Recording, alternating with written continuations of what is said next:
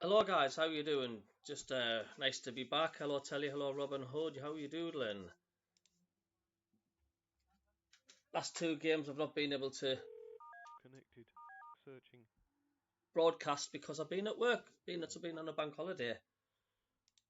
So I hope you guys are all well. Framed. Birmingham City, the visitors to the Stadium of Light. Sunderland, two changes. Doesn't come as a complete surprise, though perhaps the fact that Hello Gelhardt guys, is how on you the doing? bench Just again, and Ahmad, it nice to looks be like, will be back. up Hello Telly, hello Robin front, Hood, is how you maybe a doodling? surprise. We'll chat with Benno in a Sound is second. fine, that's good. That's what I want to Passion, hear. Hume, Bart, Sirkin and That's Gooch. brilliant. Neil, Mishu, Roberts, Pritchard, Clark and Ahmad. And the benches Bass, Lihaji, Ekwa, Gelhardt, Barr, O'Nien and Anderson. How have we all Birmingham been City anyway? We've been all okay? unchanged from their 0-0 draw at home to Stoke last week, and the week before that they drew, or the game before that they drew at Reading. But they are in the midst of a run which has seen them only lose once in their last 7, but they have drawn 3 of those. John Ruddy in goal, the former England keeper. I say former England keeper, it was 1 cap. Maxine Collin, Mark Roberts, Kevin Long, Austin Trusty across the back, Janino Bakuna, Christian Bielik. Yeah, it was more the doctors. It was the medical for me taxi. It's just routine. I've got to do it. 117 quid it bloody cost us. Hi from Thailand. 2-0 win to Sunderland, says Dan. Yeah, I'll take that, mate. I'll take that, absolutely. I'll take that all day long. And leaving Jack Clark in the blocks. Reda Kadra, who he had on loan at Blackburn, and up front a player he signed at Middlesbrough, Lucas Djokovic. So, Benno, your thoughts on the... So hope you can hear the commentary okay in the background as well. Roberts coming back in. No yeah, I'm okay. Surprise, Just blood pressure borderline okay and a little high, but just need to lose a little bit of weight, do some exercise. I know we had this debate. He's not an out-and-out striker. Getting old, you see, 48-year-old. Against Hull, and maybe you perhaps thought that things were, getting a little bit better for him, and now he's on the bench again. Yeah, as I said, I think he was developing, he was improving, but I think he's going to go with maybe Ahmed. His movement. He doesn't play as an out-and-out striker. He drops into that hole. Audio can't be fine. That's good. Good to hear. Roberts, okay, on the right-hand side. Clark on the left-hand side. There's somebody at the door. Hold on. So you're looking at the team. You're looking at especially that front four, and straight away what hits you is that they're all, shall we say, technically very, very good. Can create opportunities, and you'd expect them to hopefully create a lot of chances today. Well, I had a couple of conversations actually earlier on today about that main thing up front, is that they do try and walk the ball into the back of the net too much. Perhaps they should be taking more opportunities. They did a couple at Cardiff, it didn't work, but I don't, as I said at Cardiff on Monday, I mean, I don't begrudge them taking the chances, having a go. Yeah, well, they should pull the trigger. That's what we're talking about.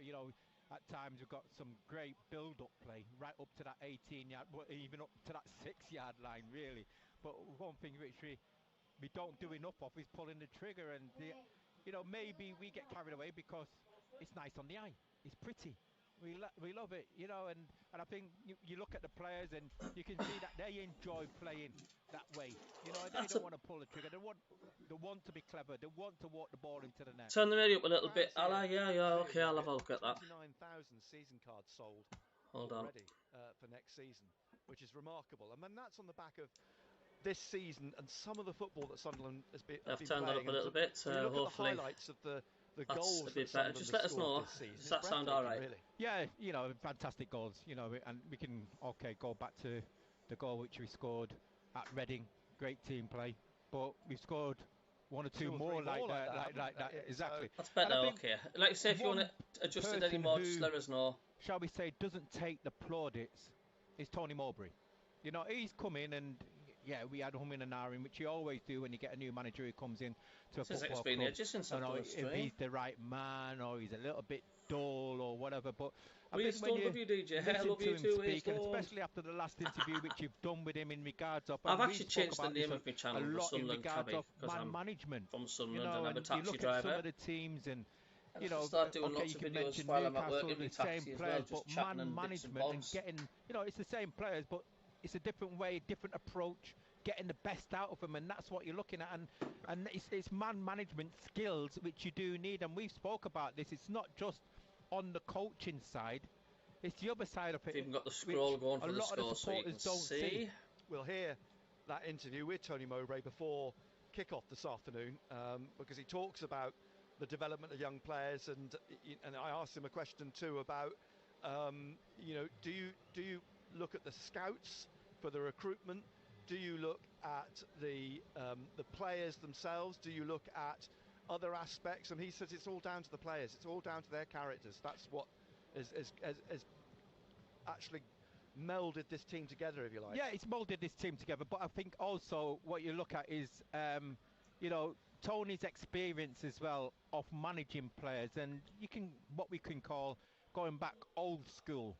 That's what's happened. You know, he's gone back to old school, and it's got this connection, and that connection is actually talking to players, getting to know the players inside out. And yeah, you can talk about recruitment. Yeah, recruitment's great, bringing in players and whatever, but you still need them man management skills to have that connection. You know, and no matter where you are, and you know, you can look at Arsenal. You know, they're a prime example. There's numerous clubs which you can look at, and teams which have been struggling. But if you've got a manager who connects with the players and connects with that changing room, you know, they'll do well. And, you know, I just mentioned Newcastle, but you look at Aston Villa.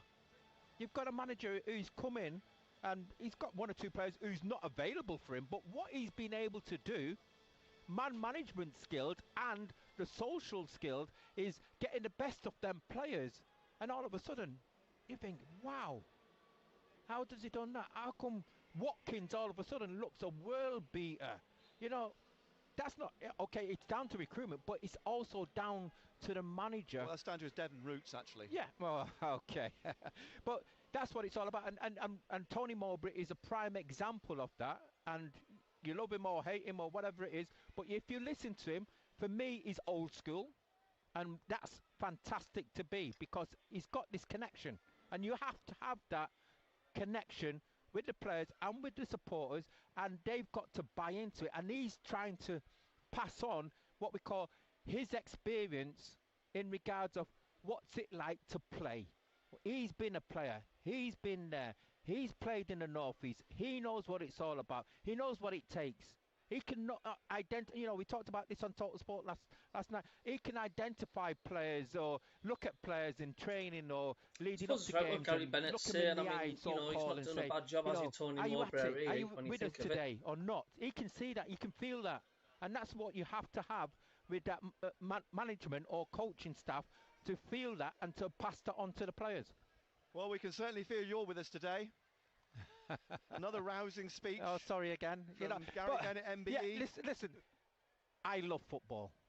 I love Bradley, football. What is it that's quiet? What would you like us to turn up? And I'll go and run out there, no matter what. You know, radio commentary, is that what's quiet? I'll turn up a bit more. Let's have a look. And that's the way I am. And, you know, I'm very passionate about football. I'm very passionate about the football club. You know, that's me. And club try to rub it off onto the players, and you know, it's you can have a fantastic career here. You know, it's a fantastic place to play football. You know, there's not many places like this in the country where you're going to get, and that's what I talked about with players. You know, people talk about the home form, which we was talking about last night. Oh, the home form's not very good or whatever. One or two of these players, it's the most games they've played. It's the biggest crowds they've played in week in, week out, and that's huge. Is that a decent volume for you, right? You know, once you grow into that, I tell you what, it's a fantastic place to play your football. And nodding sagely, listening to that, is Rob Mason, Sunderland's club historian, who mixes with the stars. That's why he's with you here. And last night was with the likes of Jill Scott and Ricky Sabreja, who's Monty's guest today, and Mickey Bridges. Rob, good afternoon. Oh. I'm just going to give this a wobble. Look, try that. Is that working? Yeah. No. Here, there you are. How Benno is, look, instead. Everything's falling apart here. Yeah, there you go. Just to back up what Gary's saying there. I mean, that is why on BBC Newcastle, when you have Gary Bennett covering Sunderland, and you've got John Anderson covering Newcastle, you've got two people who had died in the wool, red and white, or in John's case, black and white, and you can feel that passion over the airwaves. That's what supporters want on the pitch, and it's great when former players are like that off the pitch. And just when Gary's talking there about young players and playing the most games they've got, earlier this morning, although it was a 12:30 kick-off, so I could only watch the first half, I've been over watching the under-18s play Everton. There's some very, very good players in that under-18s team, and the chances are next season one or two of them might get a sniff. Certainly the season after, one of the two might get a sniff. And there's a million miles between playing in front of a couple of hundred people at the academy against other players of your age to coming into this level, but that is the ultimate step they've got to take. I know there's the under-21s in between, but there's one or two of those under-18 lads that Sunderland are vying with Manchester City for that title. They are. I mean, really good football. It would be remarkable if they won the title as well, because they've got to play them before the end of the season. Yeah. And I understand a number of those under-18s may well be playing with the under-21s next season. They're absolutely. That good. Yeah, absolutely. Some very. It was a joy to watch them. I've heard a lot of good things about them. Because of where I live, I don't get the opportunity to see them live very often these days. But it was similar to watching the first team in the sort of attractive, flowing, attacking football they were playing. On this, are you? I only saw, last I heard, they were 4-1 up with a couple of minutes to go, but at half-time when I left it was 1-0, and the Everton goalkeeper had a storming game. He knew he was in the game. It could have easily been 4 at half-time. And as I say, the approach play, the movement, the intelligence was way above the years. They're obviously being well coached, and they've obviously got a lot of natural talent. So good signs for Sunderland in the years to come.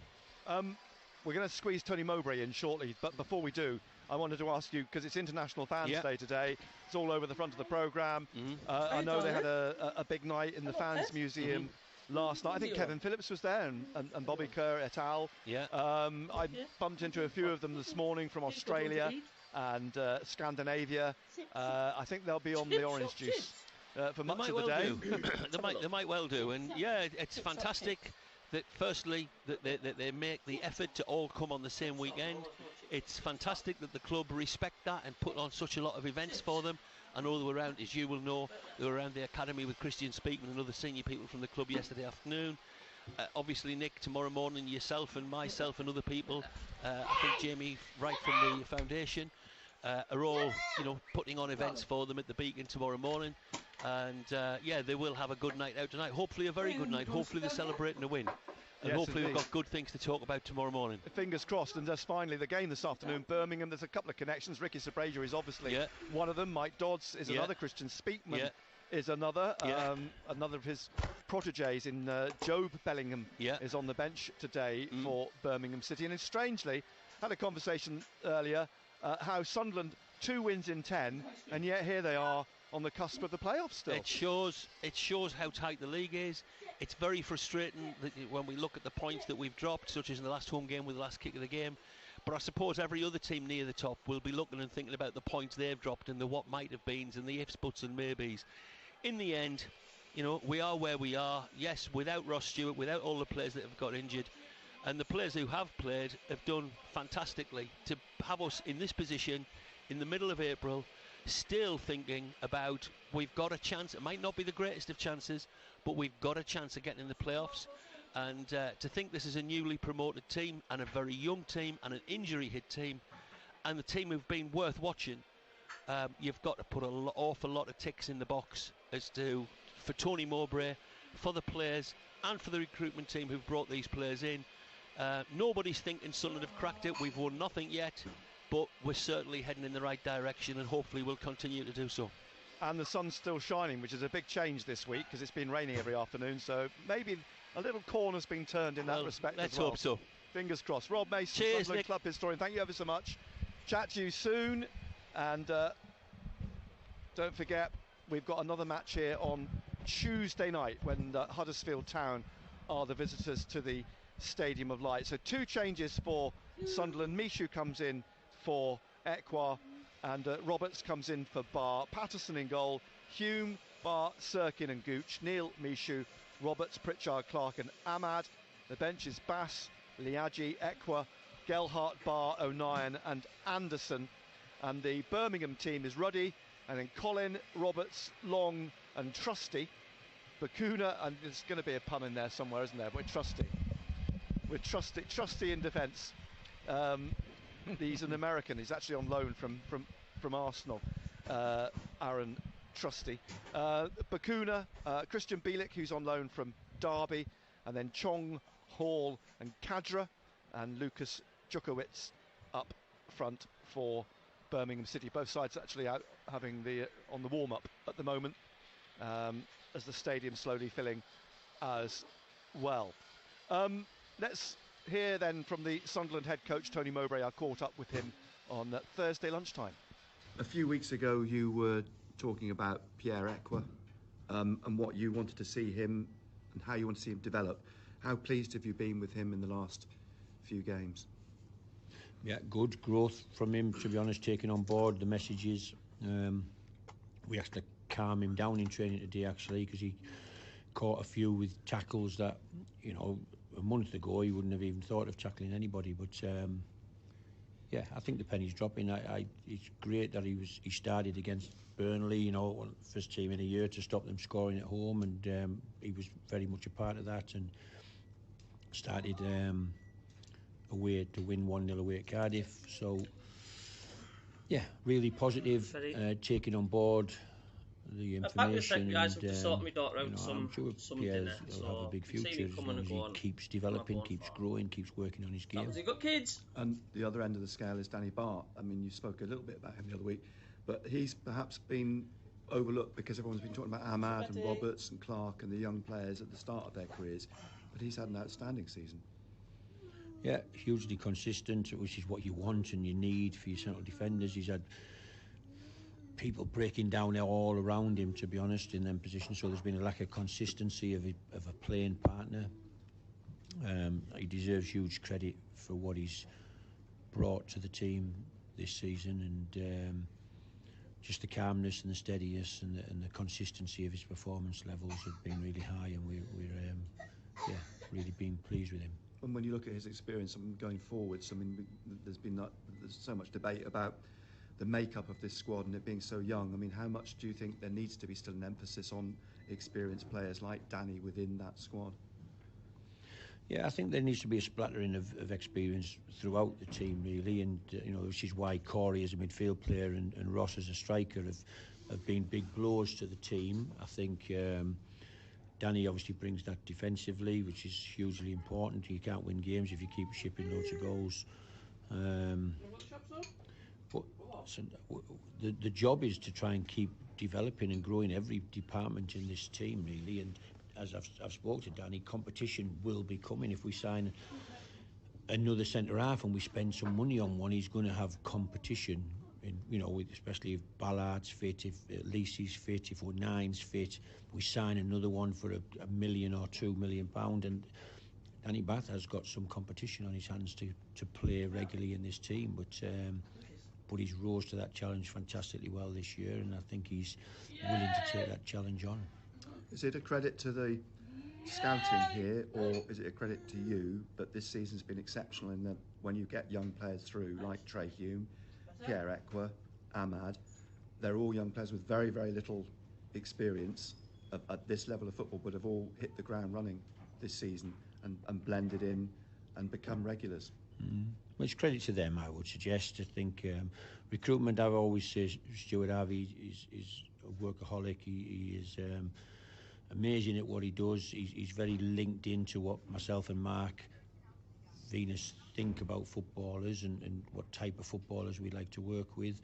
So we don't really need to have conversations because he fully understands, having worked with us for 5 years anyway. But of course, the club aspect of some signings, it's huge credit to them. Before I got here, some players were signed, and huge credit that they're all progressing and being a part of the football club at the first team level. And so I think everybody deserves credit, you know, no more than anybody than the players themselves, who work really hard on the training ground every day to take on the information and try and become professional footballers.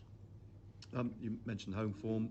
A fan suggested to me last week that perhaps looking at the way that Sunderland traditionally have always wanted to attack the north end of the stadium in the second half, perhaps that should be flipped and Sunderland should be attacking the south stand where the bulk of the vocal supporters are in the second half. And of course, by fate would have it, on Friday against Hull, that's what happened.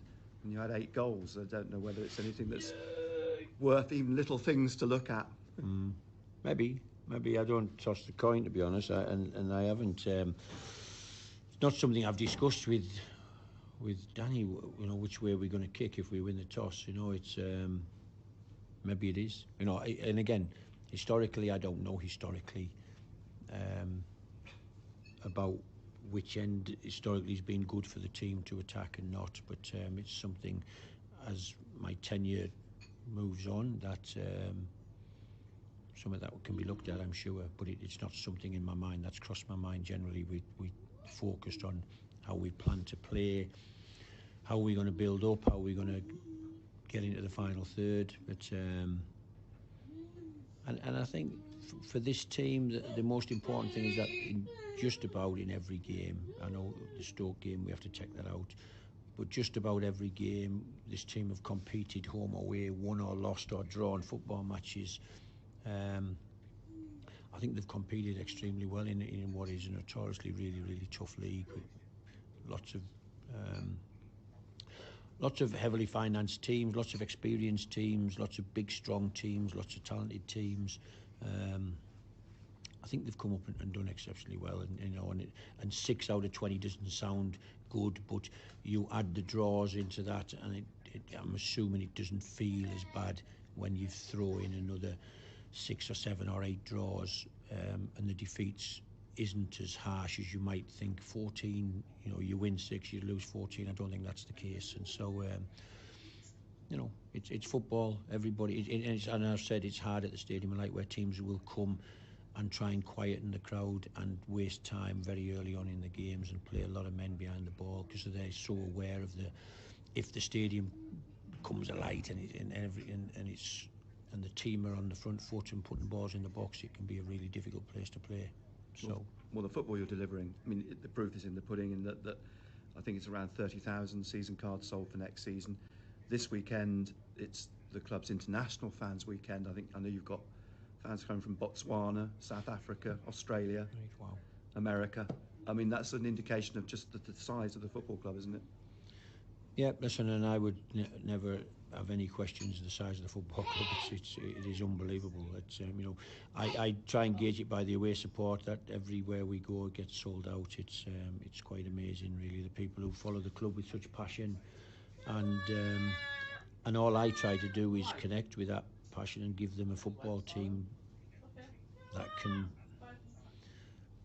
make them proud on any given day, really, and that they don't come away disillusioned, win, lose or draw with their football team, because most football fans accept that you're going to lose some football matches over a season. It happens, you know. But as long as they see a team that's fighting and working hard and giving it their best shot, and I think the vast majority of the games this season, win, lose or draw, I think that's what the team have seen, or the supporters have seen, and of the team, and that's all I ever try to do in football management, really. And yet, because as I've said to them today out there, really, I had a bit of a chat with them after training today. You know, I'm not Pep Guardiola or Jurgen Klopp or Mikel Arteta. I am what I am, but I demand certain things of the team. I demand certain standards. You know, we aren't working with the players that they've got, of course, as well. But I've got huge respect for them, and what we need back is work ethic, desire, a willingness to try and improve, whether you're 30, 37 or 17, and keep moving forward as a group, and that's all we ask of them, and I hope that's seen and portrayed on the pitch with the performances of the team. The French lads understand that. Yeah, generally they do, I think, and if the lads do, if Isaac doesn't, I'm sure Pierre tells him that. But yeah, listen, you can see when you're talking to people whether they're engaged with their eyes. They're either listening or they're not listening, and the team listen. And I think, because I'm quite, as you generally feel, quite an emotional guy when I talk about something I care about and am passionate about, and I don't give them manager spiel. I'm not interested. I was a young footballer once. Manager spiel, or work hard, do well, you'll get in the team. I mean, what a load of crap. It's excuse the language there. It's they want to know about life. They want to know what makes people tick. They want to know what's going on in their heads and in their stomachs, why they're feeling anxious or why they can't wait to get out there. And that's what makes footballers tick, really. The passion, emotion, getting their hairs on the back of their neck, standing up to something to fight for and a cause to play for. Nick Barnes and Gary Bennett, MBE. BBC Radio Newcastle. 5 minutes then away from the Championship automatically this season. Elsewhere, Sheffield United were thrashing Cardiff, weren't they, as well? So yeah, that was a lunchtime kick-off too this afternoon.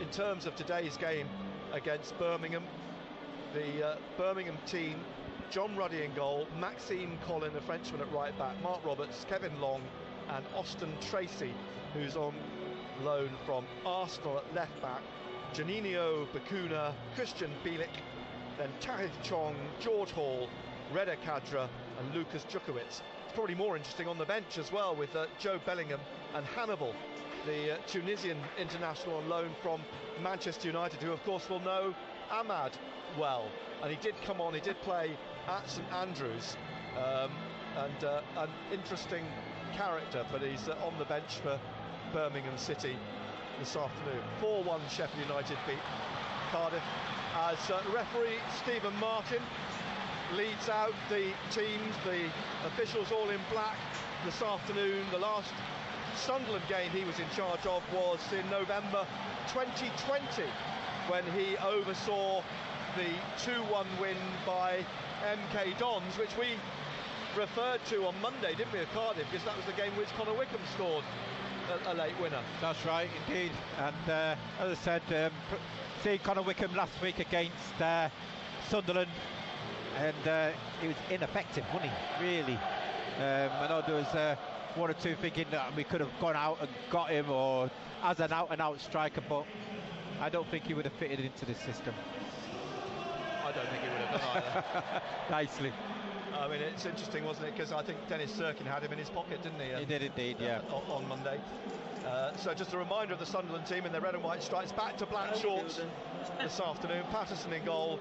Hume, Bart, Sirkin and Gooch. Neil, Mishu, Roberts, Pritchard, Clark and Ahmad.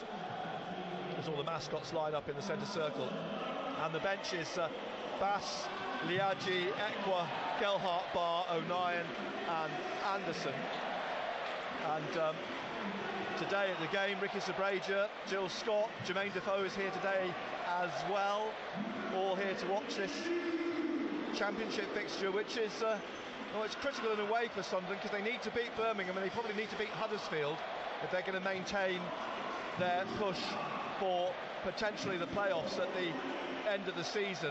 And then away, of course, to West Bromwich Albion next weekend, that lunchtime kick-off on the Sunday. A reminder that that's a 12 o'clock kick-off on tomorrow week. We'll have it, of course, on BBC Radio Newcastle, as John Ruddy up into the centre circle in his bright yellow goalkeeping kit, the Birmingham City goalkeeper. The Birmingham players gather in a huddle.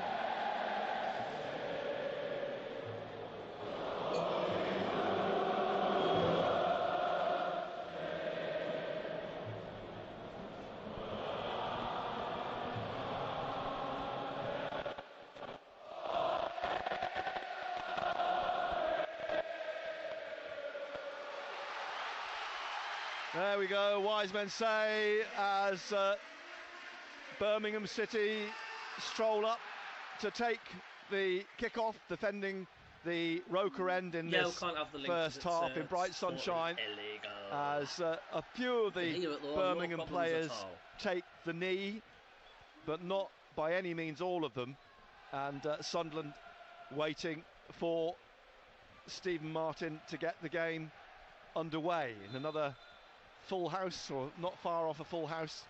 The ball pumped up down the left wing, headed away by Lyndon Gooch, is on the right this afternoon. So are they're playing with Gooch, Hume inside of him. I'm trying to work out what the setup is. It's still three at the back. No, I think they've gone with a 4. I think Hume... Sirkin at left back, do you think? Yeah, it looks as though Hume is playing as a centre-back. Yeah, it does look like it, doesn't it? Sirkin left back, Bart, Hume as centre-back and Gooch as right-back appears to be the situation. The ball comes back to Ruddy and passes it out on the far side to Mark Roberts into central midfield, Bakuna, and he just slips it back now to Kevin Long, and Long plays it right across to the right wing, halfway inside the Birmingham City half, and then played inside again to Bakuna.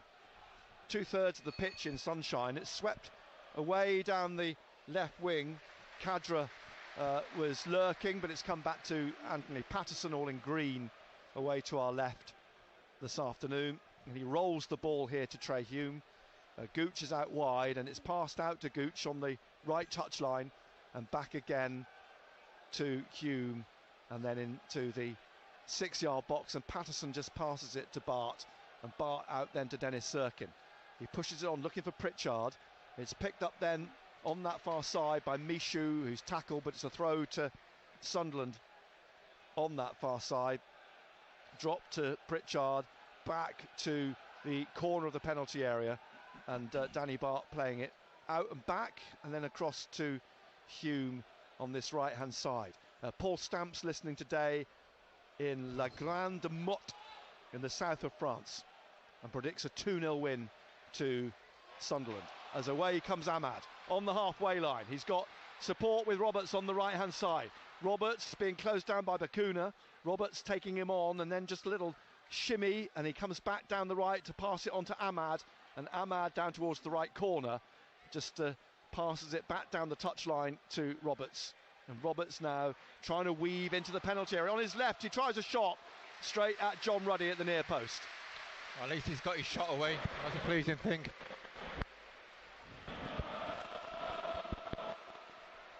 So John Ruddy in bright yellow away to the right, has the ball at his feet, closed down by Pritchard, but he kicks up over Michoud.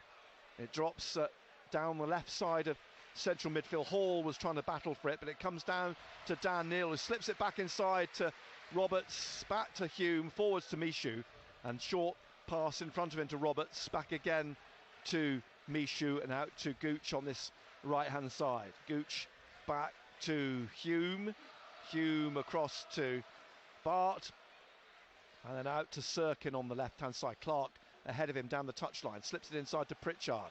Pritchard looking for the run of Sirkin, but it's cut out, it's headed away, and it'll come back. Like Sirkin picks it up on the halfway line, leaves it for Neil, now to Roberts, now to Ahmad on the right-hand side. Ahmad into the penalty area on the right, just slipping it through to Roberts, squaring it! Oh, how did Pritchard miss? He had a defender on his shoulder, but he was right in front of an open net, and it's been put past the post. I think the Birmingham defender got his foot to it. Yeah, I think Kevin Long was excellent defending there. And it's a corner to Sunderland, and that looked like it was going to be the opening goal. Great move. Excellent football. Blackpool 1, Wigan 0. Short corner from Ahmad to Pritchard. And Pritchard, he plays it into Roberts. He leaves it here. A little flick to Ahmad. And Ahmad back out to Pritchard on the right-hand side. Slips it inside to Roberts again. Back to Pritchard. Now to Ahmad. Again to his right, Roberts. And just rolls it down the right of the penalty area. A battle to try and keep it in. And plays it back, Hume. And in now Pritchard, trying to get it through. But it's one back. And trying to work it forwards is Christian Bielik, and he does so. He gets it up to the centre, and Birmingham City with Chong tried to get the ball forwards. They've got it into the Sunderland half.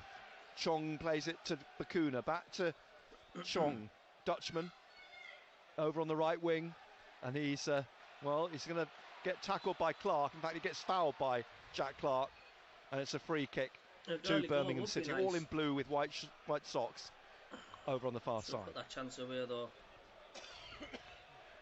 0-0 We've played 5.5 minutes. We're live on BBC Radio Newcastle. Free kick which will be taken by Juninho Bacuna, just inside the Sunderland half. Patterson just behind his penalty spot. The line being held, a good 23, 24 yards out. And Bacuna will loft this into the penalty area. It's headed away though by Danny Bart. And it's picked up now by Clark, who's sprinting away up towards the halfway line. Finds Ahmad on the left-hand side, and he switches it across to Pritchard.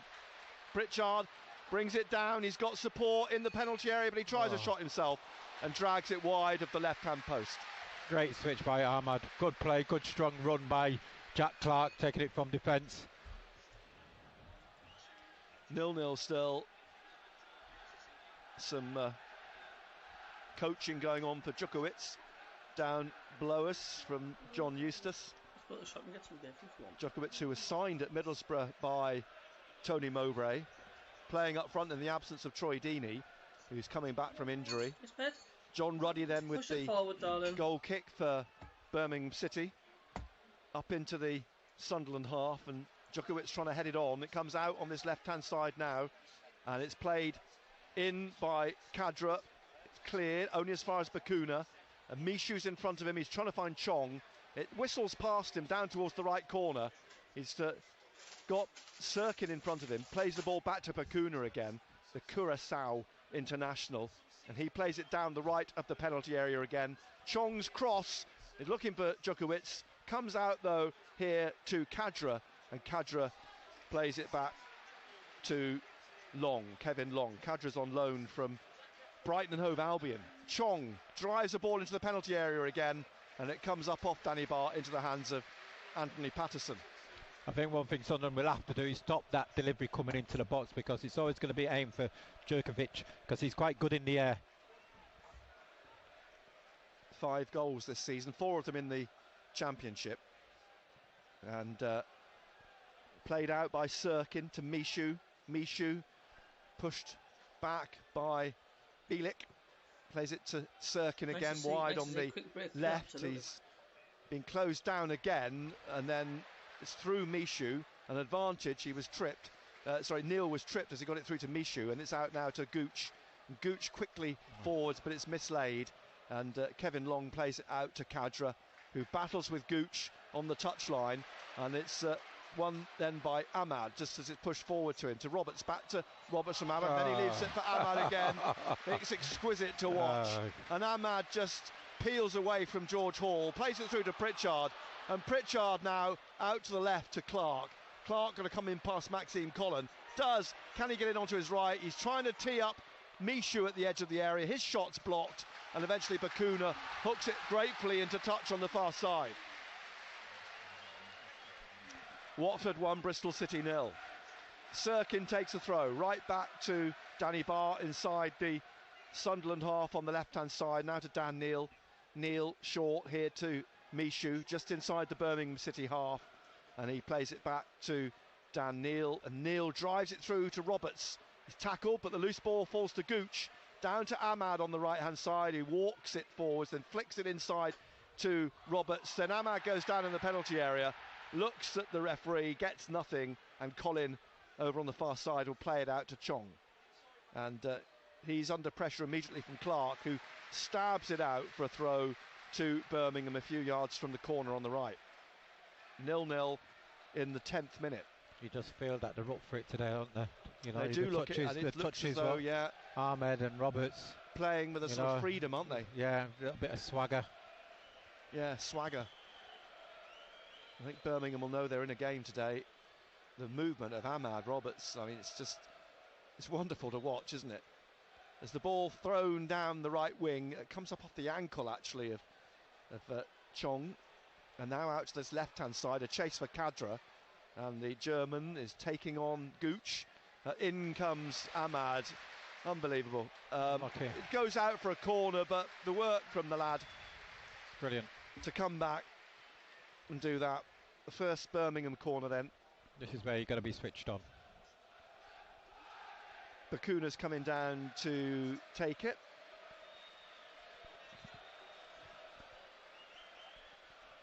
has dyed short, curly, what is now blonde hair. Janino Bakuna. You need somebody else out. There's only one person out. You know, it's going to be 2v1 situation here. Tathy Chong standing just behind him. Possibility of a short corner, but they're lined up at the far side of the 6-yard box here with one on the keeper as well. As it's whipped in then by Bakuna and is headed down past the post. I think it was Djukovic who got on the end of it. Djukovic, yeah. And he was just a yard wide of the foot of the right post. Queen's Park Rangers 0, Coventry 1. And Queen's Park Rangers aren't out of danger themselves at the bottom end of the table. Gareth Ainsworth's had a wretched start to his Queen's Park Rangers tenure. As the ball played by Hume across the penalty area to Danny Bart. Bart brings this out into midfield and out wide to Sirkin on the left-hand side. Down the line to Clark. Inside to Mishu. And Mishu, does he get a little nudge in the back? He does, says the referee. He was well placed on the halfway line. The foul by George Hall, who's only 18, who joined Birmingham Academy in 2012. Quickly taken, free kick. Sirkin plays it back to Bart, across to Hume. Hume to Gooch. Gooch forwards here to Roberts, a loose ball after a challenge by Bielik. It's tidied up by Dan Neal to Mishu. And then across to Sirkin. Down the line, Clark is intercepted. And it's Chong now in the centre circle to Bielik. One back by Roberts, who robs the pole and then gets it to Dan Neal. And then Neal and Ahmad's gone down, but no free kick. Roberts in the centre circle, rolling it across to Sirkin on the left-hand side. Back it comes to Danny Bart from halfway. Then a square ball to Trey Hume, halfway inside the Sunderland half, to Mishu, ahead of him. Mishu lays it off to Sirkin, and Sirkin plays it back to Danny Bart. 0-0 still in the opening quarter of an hour. Oh, the ball given away to Bakuna. Bakuna through the centre, and it's Hume who has to tidy up. Bielik heads it back then to Kevin Long. Switched off there. And Birmingham, nearly away through the centre, with support coming through Chong on the right as well. Back it comes to Kevin Long, out to the left-hand side here to the American Austin Trusty, who's on loan from Arsenal. I think that's his first touch. Back to Kevin Long, and then alongside him, Mark Roberts. Roberts into Bakuna in the centre circle. Here now to Bielik, the 10 times capped Polish midfielder. The ball headed in the air on the left touchline by Sirkin, and it drops out. It's a throw to Birmingham City. Halfway inside the Sunderland half. Chelsea 1, Brighton 0. As here's Bielik again, left of the centre circle. A slip by Trustees, quickly back up on his feet, trying to find Kadra, goes to Gooch. Roberts inside now to Dan Neal. Neal's caught, and it's a free kick for a foul by Djukovic just inside the Sunderland half on the right-hand side. I think Birmingham mindful of Sunderland. When they do break with a vengeance. Mishu to Sirkin. Sirkin back to Danny Bart, and across here to Trey Hume. Forwards to Roberts, and Roberts back to Danny Bart. And Bart to his left to Sirkin. Sirkin to Clark, inside again to Dan Neal, who's being wrestled, if you can call it that, by Hall. Certainly had his arms round him. Across to Hume on the right again, and he plays it through to Roberts, and now Gooch. Gooch trying to get it out to Roberts again on the right touchline, just kept it in, did well, and now trying to slip it to Ahmad. 3 players around him, and he leaves it for Gooch. Gooch plays it back to the halfway line to Hume, and Hume then back in the centre of the Sunderland half to Bart, to his left to Sirkin, and out wide to Clark, and Pritchard just inside him on the halfway line, now working it forwards down that left-hand side. Pritchard, 4 Birmingham players around him, out to Clark. Clark trying to cut back inside, back in now to Dan Neal at the edge of the centre circle, pings it out to Ahmad, who takes it on his chest, keeps it in with his left foot, And Ahmad now running at Kadra at the corner of the penalty area, skips round him and has again got a sea of blue shirts in front of him, finds Sirkin, Pritchard and Clark, but it's knocked away out to Colin, and Colin looking for Chong to break down the right wing. He slipped inside of Dan Neil, but goes back under pressure, then fouled by Sirkin. Going to get a yellow card, Clark. Sirkin's going to be booked. Oh, Sirkin, sorry. Yellow card for Dennis Full Sirkin. performances, but credit to Sunderland fans for still turning up. Millwall Absolutely 1, done. Preston 0. Two sides should be winning our home involved in the I just think for a playoff we're place. youngsters as well. I just think the pressure gets them a little bit. This free kick just inside the You know, I don't Birmingham think half a on lot the of them right hand will be side, probably 15 used yards to that. back in. And we a are half. quick off the mark, Sunderland fans, to get on the The players' shadow backs as from well, the 'cause we're roof so of this passionate. You know, if a West misplaced Stand pass or creeps across the if pitch. 10 minutes we're not playing well, then there's a bit of I think the free friction kick's goes going to on. be taken by Mark And I Roberts, think the centre when they're half, playing away from home, who was signed from There's that little bit of Barnsley back freedom. in 2017. don't have that pressure as much because we're a Everybody different side completely. strolling into the Sunderland half, 0-0 in the 17th minute here on BBC Radio Newcastle. And the free kick is played across towards the left, looking for Djukovic. Gets his head on it, but it's hooked away by Hume. Comes out to Bielik in the centre, and he leaves it for Bakuna just behind him. And Bakuna plays it square to the right to Colin, out wide then to Chong. And Chong trying to get inside, gives it to Mishu. Don't forget who's, anybody new holding to the channel, off we'll just the click Dutchman, sorry, the Clark, subscribe yeah, button, holds thank off you. the Dutchman, plays it back behind him Much to Bart, appreciated now for to that. Neil, and Neil in the centre of his own half leaves it for Hume. Hume plays it, Bart plays it back across to Hume, who's taken up a position of the left centre back now and gets the ball back again from Mishu at the corner of the edge of the centre circle into the middle. Roberts out wide on the left to Clark. Clark back to Sirkin.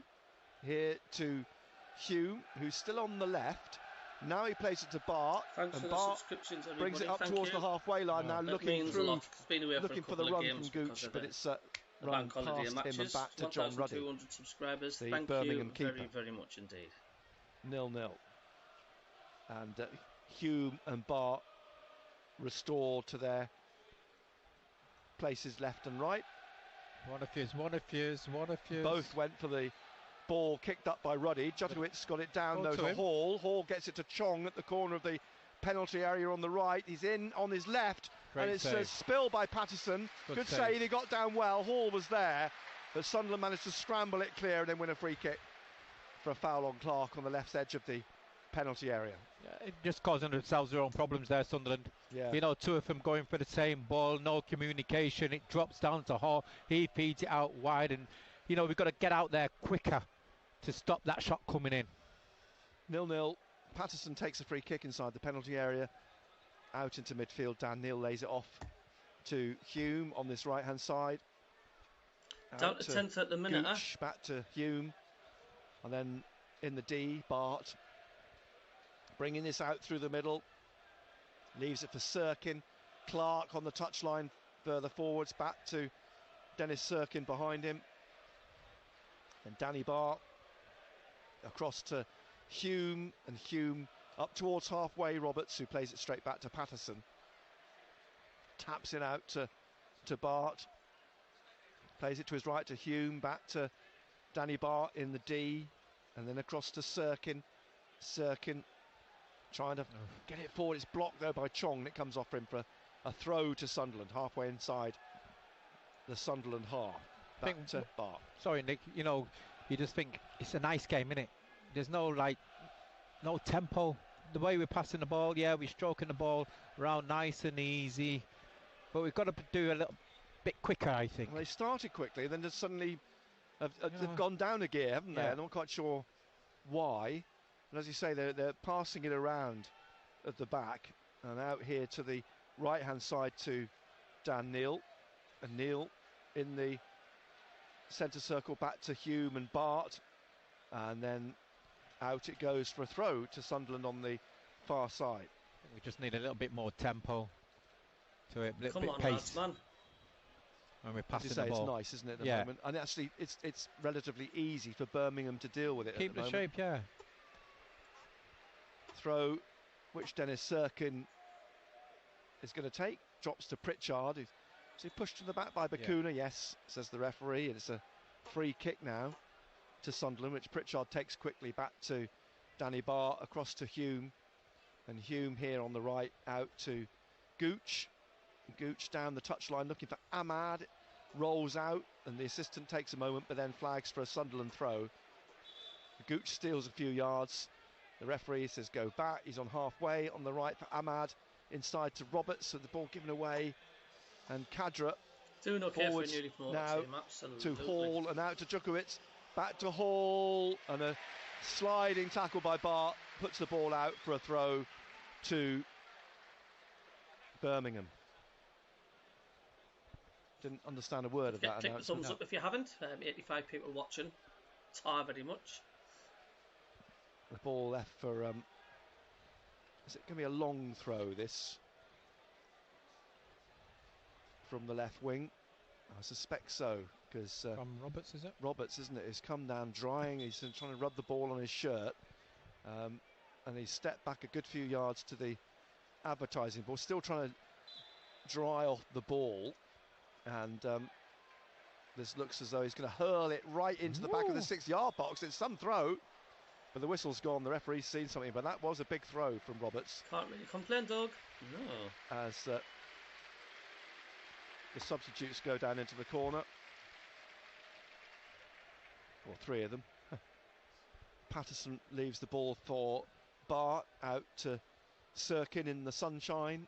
Back again to Bart, across to Hume in the shadows on the right-hand side of the penalty area, and then back to Patterson. It's quite easy for Birmingham, isn't it? You look at the Birmingham shape. You know, they're just shuffling across. They're not really being put under any pressure in regards of us trying to create any space. It's just nice and easy in front. Bart to Mishu. Mishu out to Sirkin. Back to Mishu, into the middle to Dan Neil, and Neil across here now to Hume. Hume to Ahmad, just in front of Tony Mowbray. Back to Bart in the middle of the Sunderland half. We just passed the sort of halfway mark in the first half. 0-0. Everton 0, Fulham 1. And the ball comes back to Danny Bart again from halfway, and then to Neil just behind the centre circle. Across here on the right to Hume. And Hume looking for the run of Ahmad down this right wing. Kadra trying to stick with him. It's slipped in to the penalty area, and there's a nudge, is there, on the the referee, as Gooch went down, probably a little bit too easily. Yeah. Turned immediately to the referee, but he's the only one really appealing and still having a word as he runs went back. A bit down too easy there, now with John Ruddy, the Birmingham keeper, signed from Wolves in the summer. And Ruddy with a goal kick. So from the Roker end, all the players drifting across to this near side. The kick from John Ruddy goes down the left. It's headed on by Neil, and it looked like Kevin Long was climbing all over Ahmad. But a throw to Sunderland. Roberts on the right, inside to Ahmad. Ahmad doing well to hold off Long, who gives him a good shove in the back then. And Ahmad looks to the referee, but he's not getting much support. And the ball with Mishu, and now Sirkin. And Sirkin out to Clark. Clark inside the Birmingham City half, trying to find the gap for Pritchard, but just cut out before it reached him. And Bakuna's coming away up to the halfway line, lays it off to Chong on that far side. Back to Bakuna on halfway. Afternoon, Jonathan. How are you doing? Behind him is Colin. Back into the centre of the Birmingham half to Kevin Long, the Irish international. Roberts alongside of him, then to Bielik, just at the back of the centre circle, who plays it out to the right wing to Colin. Next up for Birmingham, it's Millwall away as the ball's played out on the Tuesday night. 0-0 still here in the 26th minute. Neil tapping it back to Bart. Bart in the midfield, just rolling it to Sirkin. Sirkin then forwards on the left, trying to get Mishu away. He's tackled, it's a throw. to Sunderland again. Clark throws Yeah, the not ball too bad, to Jonathan, mate. Sirkin. Just chilling out. And Sirkin, Chilling out. Hope you're enjoying Neil the came stream across, and he's the gone commentary, back and you can to hear Danny everything Bart. well. And Bart bringing this into the centre of the Sunderland half, playing it out to Hume, back to Danny Bart. Thanks for the subscribers who's just joining the channel as well. Central Thank midfield you. with Neil, back to Like being Mishu, a taxi driver, as I also do a lot of Mishu's got videos Clark in my wide on the taxi left. at work, just general He's taking it. chat He's about still inside his own the half, club but and now how he's we're going to getting try on. and get it across to And just Ahmad, but it's cut out by having a bit of a Kadra. laugh But at work Ahmad as well. is quickly on to him, tries to get the ball off Kadra, who's got it back, and Kadra's on the run here now. Neil in front of him, and he rolls it out to Chong on the right-hand side. And Chong taking on Clark, goes round Clark down the right of the penalty area, almost onto the goal line, pulls it back to Bakuna, into the penalty area. He's still going. He gets slight tug, and he pulls it back into the 6-yard box looking for Hall, but somehow Sunderland get it clear. Sudden burst of energy from Birmingham then, it nearly paid dividends. It's come back to Roberts. Ahmad looked to tackle him, but Roberts has peeled away to the right, inside then to Bielik. And across here now to Long. He's bringing it up to the halfway line for Birmingham City. Into the Sunderland half. It's cut out, it's passed to Kadra. Roberts gets it inside to Neil, and Neil back to Bart, and then out to Sirkin on the left-hand side. Through to Pritchard, back to Sirkin. Inside again to Mishu, and Mishu to Neil, and Neil out wide here to Gooch. Gooch on the halfway line on the right-hand side to Mishu, and then back to Neil, and then out to Roberts again on this right-hand side, and Roberts on the halfway line lays it off back to Danny Bart, and then in to Sirkin and out to Clark on the far side. Back to Sirkin, back again to Bart. Hume on the right, and forwards to Roberts. Roberts again from Hume, and Hume to Sirkin. Sirkin. Hi, mate, got anywhere to watch the game still or in link the Sunderland half for the video you're listening Clark, to?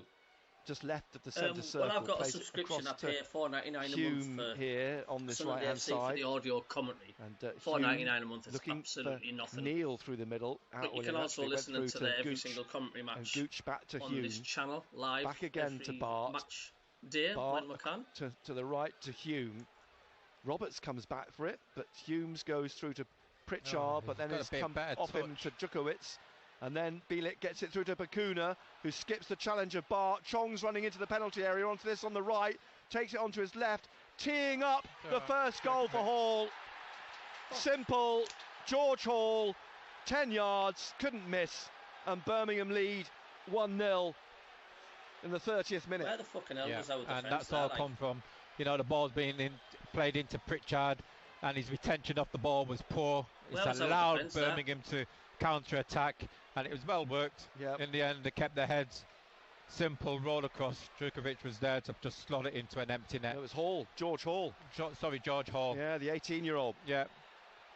But couldn't miss, might be couldn't miss. But that might be a wake-up call, Nick. Yeah. You know, because we're just stroking the ball around, it's going in, we're bouncing it back, and we're not getting anywhere. We've got to play with a little bit more tempo. We started off well, the first 5 minutes, and as I say, they just went down a gear, didn't they? I don't understand why, really. That was bad defending, that, like. It's been very, very comfortable. Birmingham, as you said, just watched the ball in front of them, and Sunderland basically playing it around the back in their own half. So Sunderland 0, Birmingham City 1. 15 minutes till half time. The restart, ball back with Hume. Neil back to Come on, Sunderland, Hume into the middle to Bart, man, will you? And then to Mishu on the left with Clark on the left touchline. Clark now cutting back into the centre and plays it across here to Trey Hume. George Hall's second goal of the season. His first came against Watford at St Andrews, the 18-year-old, and now it's played by Roberts.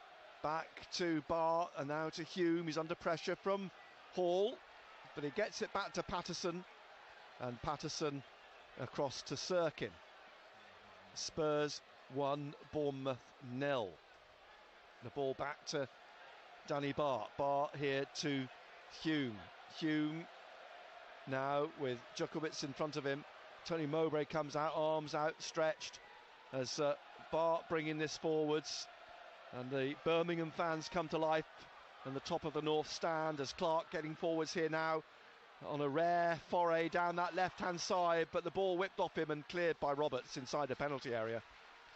Bounces back out up to Danny Bart in the Sunderland half.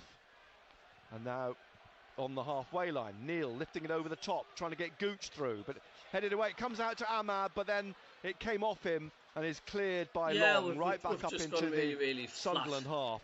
And Hume back to Anthony Patterson.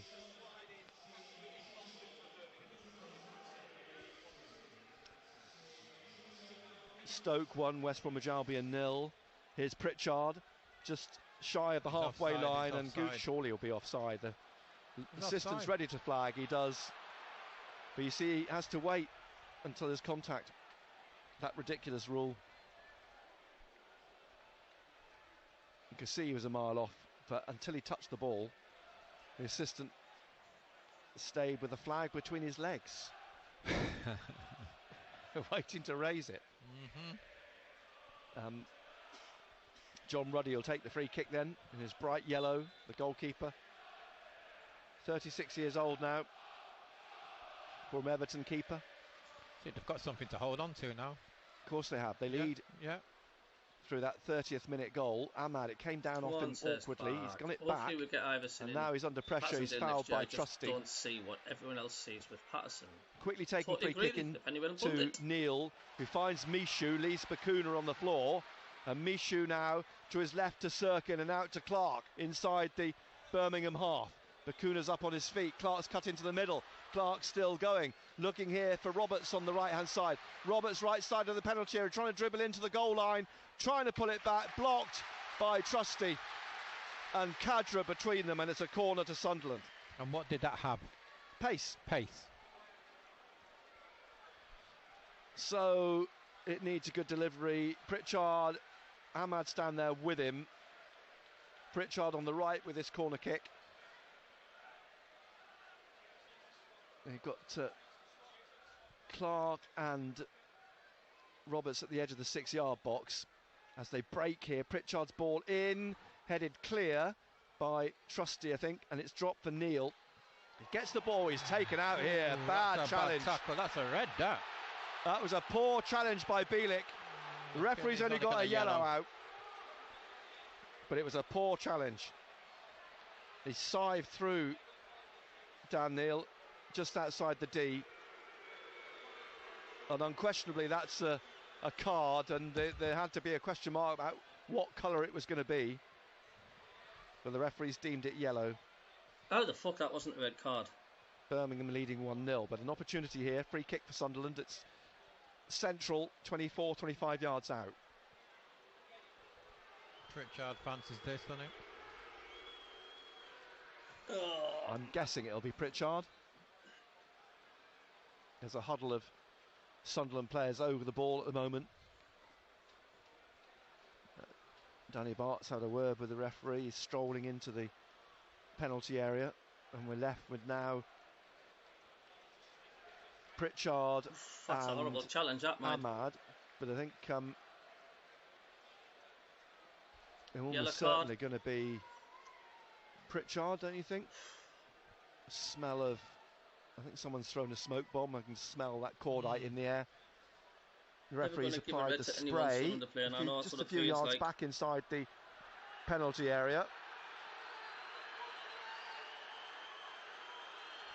The Sunderland players are saying to the referee they're not getting back behind the line, the Birmingham defenders. He's got to match the wall back. And now the referee's not walking forwards to have a word. He's just pointing and demanding that the players go back to the correct position. He's got them back now. Pritchard and Ahmad over this free kick. Hit the target. Well, at least work the keeper, isn't it? And Pritchard just briefly raised his right arm, drives his into the wall. And it comes back up here. And, now there's a Birmingham player down on his back. And referee immediately calls for assistance from the side of the pitch. And on comes the physio. Harrogate 0, Doncaster 1. Here at the Stadium of Light, Sunderland 0, Birmingham City 1, Everton 1, Fulham 1 in the Premier League. Some of the players come back down to the touchline. Tony Mowbray has decided to come out from the dugout, strolls out to the edge of the technical area. Is it Trusty who got the ball in the face? He's the player being treated Trusty, at the moment. Trusty.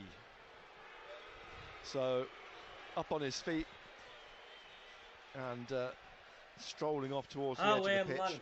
Birmingham City just slowing the game down. Typical. 1-0 Birmingham 7 on the channel lead. now. Thank you very much. Don't forget, if you're new, hit the subscribe button. Thank you, and click the thumbs We've got up just button. under 10 minutes till click the thumbs half up time. Thank you. That's all very much. Referee has the ball. He's strolling back towards halfway with it. He's blown to try and get the players back from the touchline.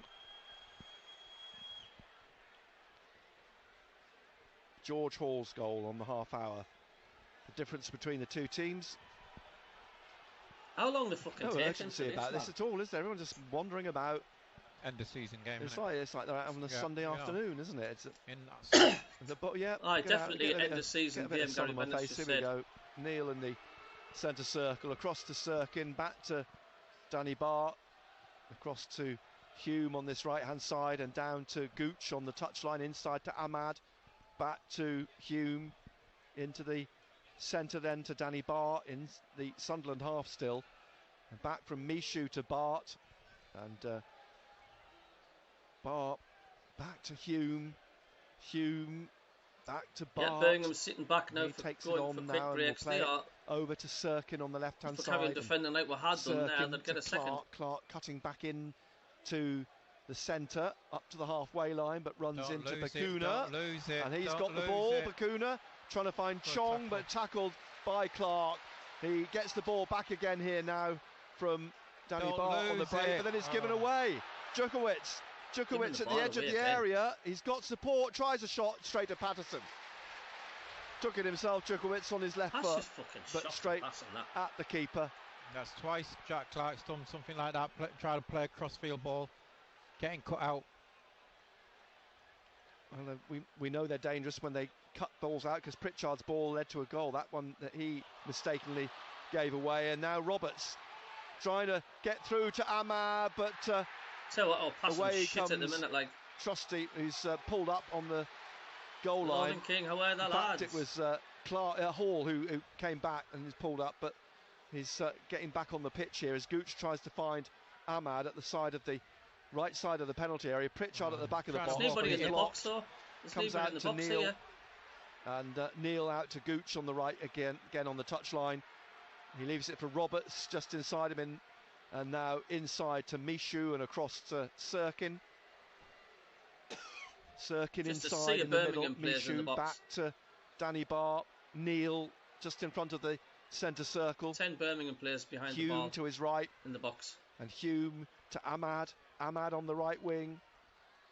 And he's got Roberts in support, but Ahmad now slips it inside to Gooch. It's blocked though, and Gooch wins it back. Gets caught by Djukowicz, but it's come back to Hume now. There's another Birmingham player Play on, down. you've got to play on. Just play on. Here's Roberts on the right-hand side. It is Hall, he's struggling. Birmingham players are just dropping like Gooch flies. On the right, swings in across. Great ball. Right through the 6-yard box. No Colin gets his head on the end of it, and Clark is trying to get it run out for a corner, which he does. I think it's a corner. George Hall still sitting on the pitch, but it will be a corner kick. He's still sitting there. Fuck all wrong with him. He's looking at the touchline. And the referee's come across to see what the issue is with Hall, the goal scorer. Drag the cunt off is the going to be allowed treatment. Pritchard's across on the far side, waiting to take the corner kick. Hall receiving treatment. Well, at the minute it is. It's just the end of the season syndrome, isn't it? Half time.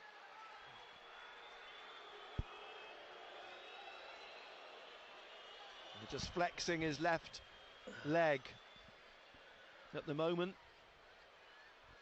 I think they're going to make a change, aren't they? They're going to substitute him. It's going to be Bellingham in it. It could well be, I think. Bellingham. Joe Bellingham. Yeah. 17 years old, Joe Bellingham, brother of Jude, of course. He looks like he's going to be Hall's replacement. 18-year-old replaced by a 17-year-old. Ahmad's up front. As Bellingham comes out to the edge of the pitch. I don't think Gelhard's on yet. And the substitution being made now. Hall replaced. Just showing you the replay of the goal again. On goes Joe Bellingham. Now he's going to have to, you can see the Sunderland fans doing that behind the goal as that goal went in. From just Alex Pritchard on the left at the Roker end. Just want a quality ball in, Nick. That's what you want. Yeah, someone to attack it. So Pritchard from the left with his right. It's swung in towards Roberts at the edge of the 6-yard box. He's appealing for another corner. He's won it. He was trying to whip it through. I was going to say that wasn't a great delivery, but actually caused a few problems. It did. And so another corner to Sunderland. Roberts again taking up a position at the edge of the 6-yard box. They break as the ball whipped in here again and headed back across in the 6-yard box by Colin, but nobody there to get on the end of it. But it's just grabbed out, just swung out over the goal line for another corner. This time from the right-hand side, and Roberts, is he going to take it this time? Ahmad's down there with him on the right. No, Pritchard's come across. Birmingham leading 1-0. We've got about 3 minutes left. Chelsea 1, Brighton 1. And Pritchard then from the right this time. Right arm briefly raised and drives it in. It's headed clear though. Out into midfield. It's driven back in. And Neil's shot has just taken a touch from the keeper for another corner. Good effort by Dan Neil. Good effort.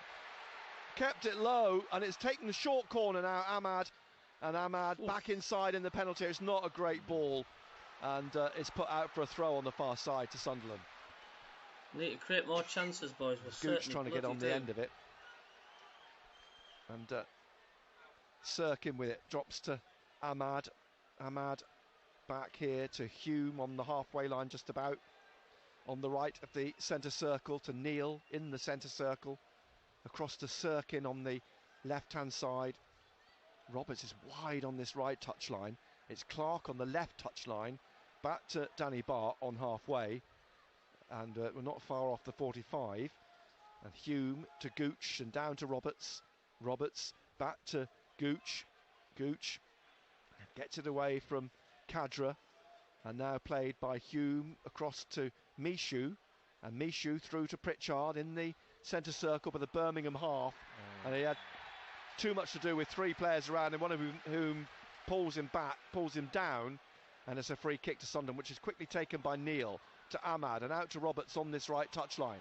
Roberts now, the overlap from Gooch. Roberts still down the right, he crosses, but straight to the hands of Ruddy. Easily plucked out from the air above him in the 6-yard box. 45 seconds left of the 45. Birmingham leading 1-0. Ruddy throws the ball down. Ahmad's the sole Sunderland player in the 7 foot forward. Birmingham half. The kick from Ruddy onto the head of with Bart. Titanium legs. Forwards towards the halfway line. Djokovic gets his foot to it. It's clacking the head on the right-hand side here on Roberts. As he let for, he's okay. He's bounced up on his. I think he'd be asking for too many wages, Mike Hunt. Neil Pennywell. Now turning, twisting in front of Bellingham and plays it across to Sirkin. And Sirkin out to Clark on the left-hand side. Now, how much time? 4 minutes into those final 4 minutes of the first half. Neil in the centre circle, looking for Ahmad down this right-hand side, takes it well. Now cutting into the penalty area on the right-hand side, trying to go around Trusty, and in slides Long to put the ball out for another corner. Rotherham 0, Luton 1. Pritchard jogging down to take the corner on the right here. Ahmad's down there with him. Roberts. It's taken short to Ahmad. Now into Roberts at the corner of the penalty area. Back out to Pritchard. Crosses. Headed away. Out to Chong on the left, almost in the corner. He hooks it down the touchline. It stays in. It'll come back here to Gooch. And Gooch down and skips inside from Bakuna. Finds Ahmad. Ahmad now into central midfield. Leaves it for Roberts through to Mishu. And now Gooch. He's closed down, he's trying to twist away and get through, but he can't, and Kadra's brought the ball out for Birmingham. He skips past Neil, and Kadra's still going. Kadra has got support through Chong. Chong here on the right-hand side of central midfield, up to the edge of the penalty area. He's closed down, and it's won back. Good work by Neil. Out then on the left to Clark, who's got... He's got nobody. He needs some support. He's finally found Pritchard, and it's rolled off him to Ahmad. So much missing Ahmad tries a shot. It took a deflection, and it'll bounce away from another corner. Sunderland's 8th corner of the first half.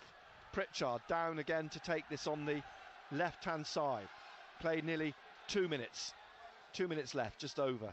Pritchard from the left-hand side, Birmingham leading 1-0. Answers on a postcard, please. Pritchard then drives us in, hangs in the air for a moment.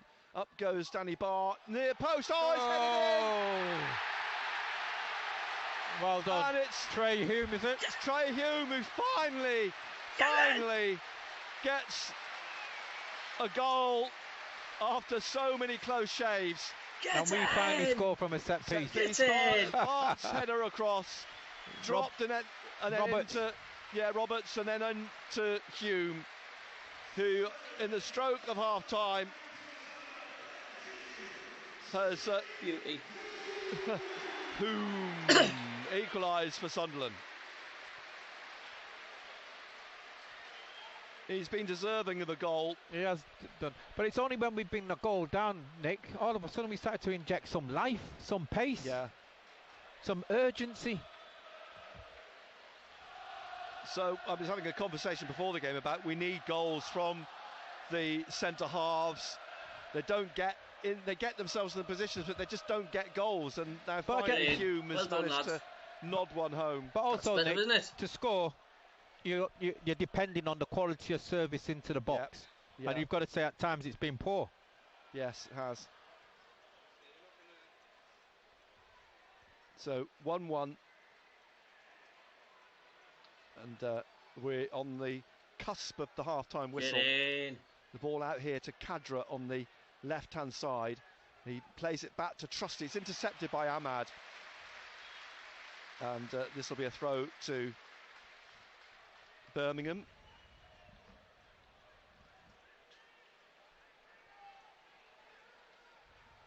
Back it comes to Long.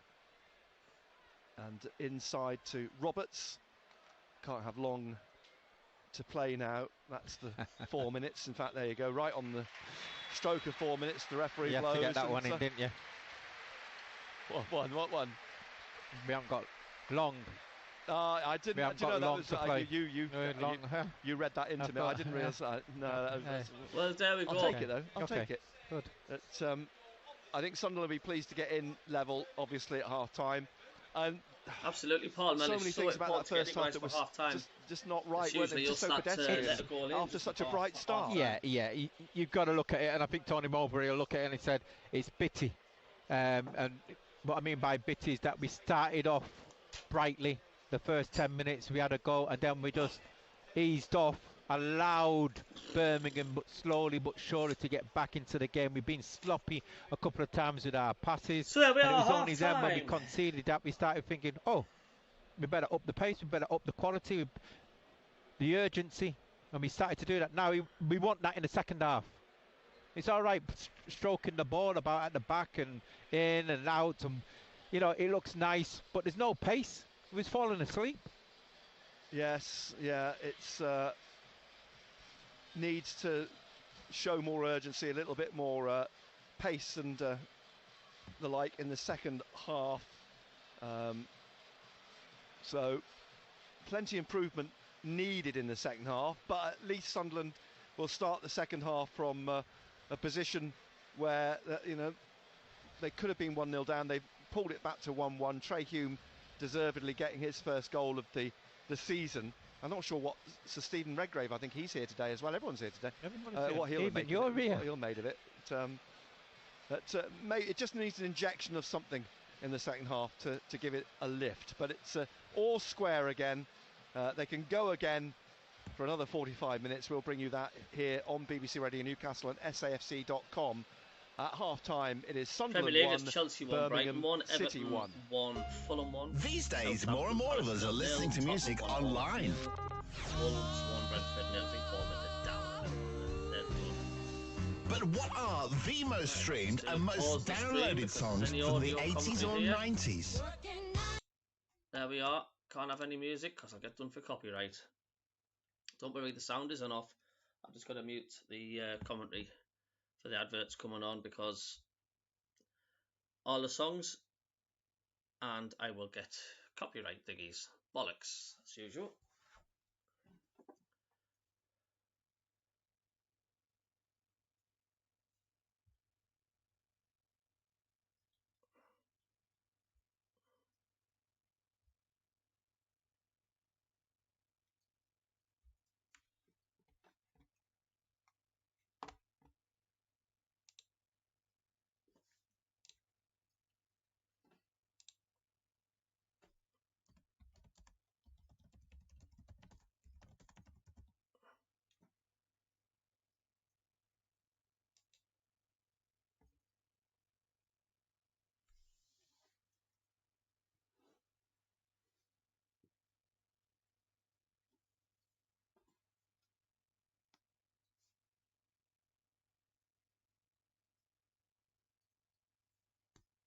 Mark of the season, Trey Hume is a solid 7 out of 10 of a game. He certainly is, penny up under.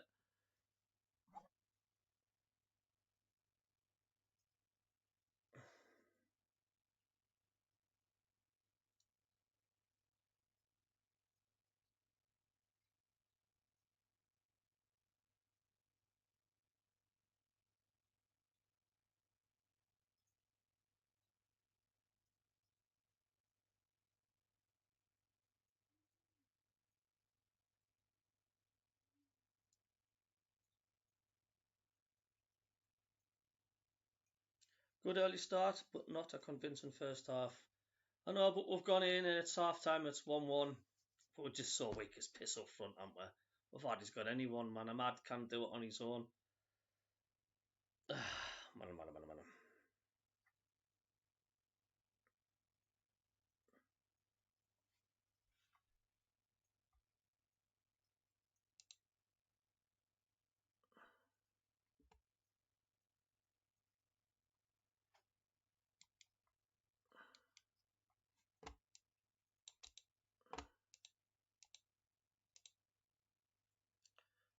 We've got to come out all guns blazing second half, says Jennifer.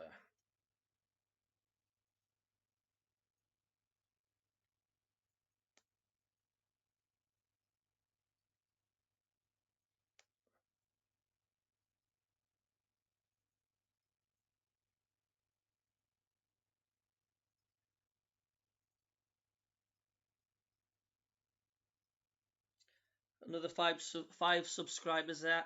Thank you to all the subscribers who's subscribing so far. Means a hell of a lot. Thank you so much.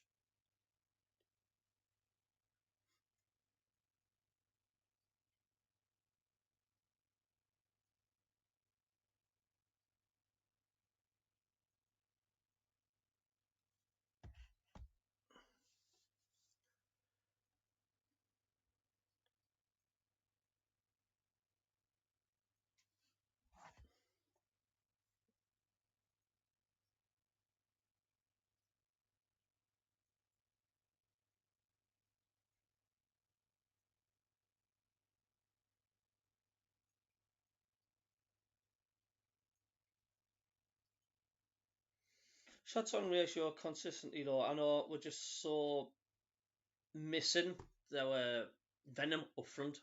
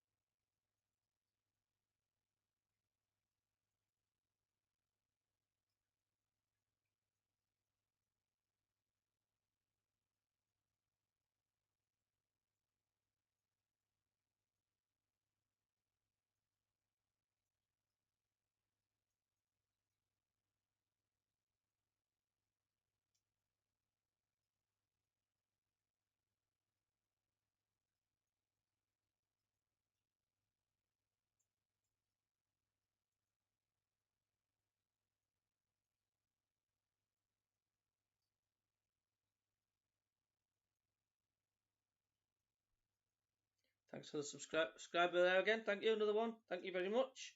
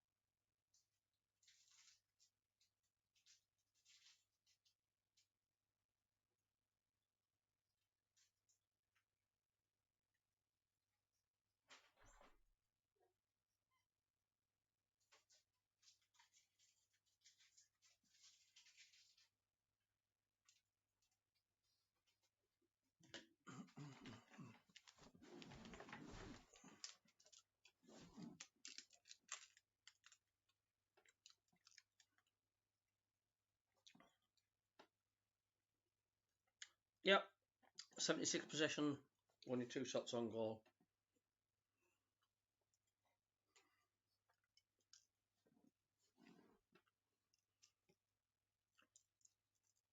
Anybody seen anybody cleaning the glasses? Anybody seen anybody cleaning the glasses with a sock? You can't find a tissue.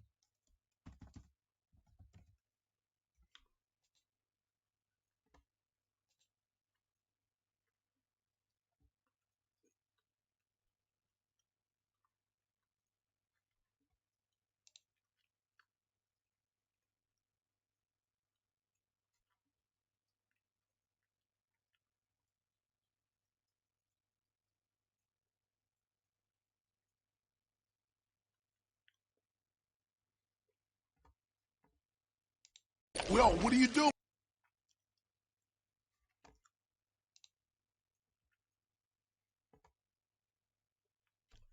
Your socks wouldn't clean.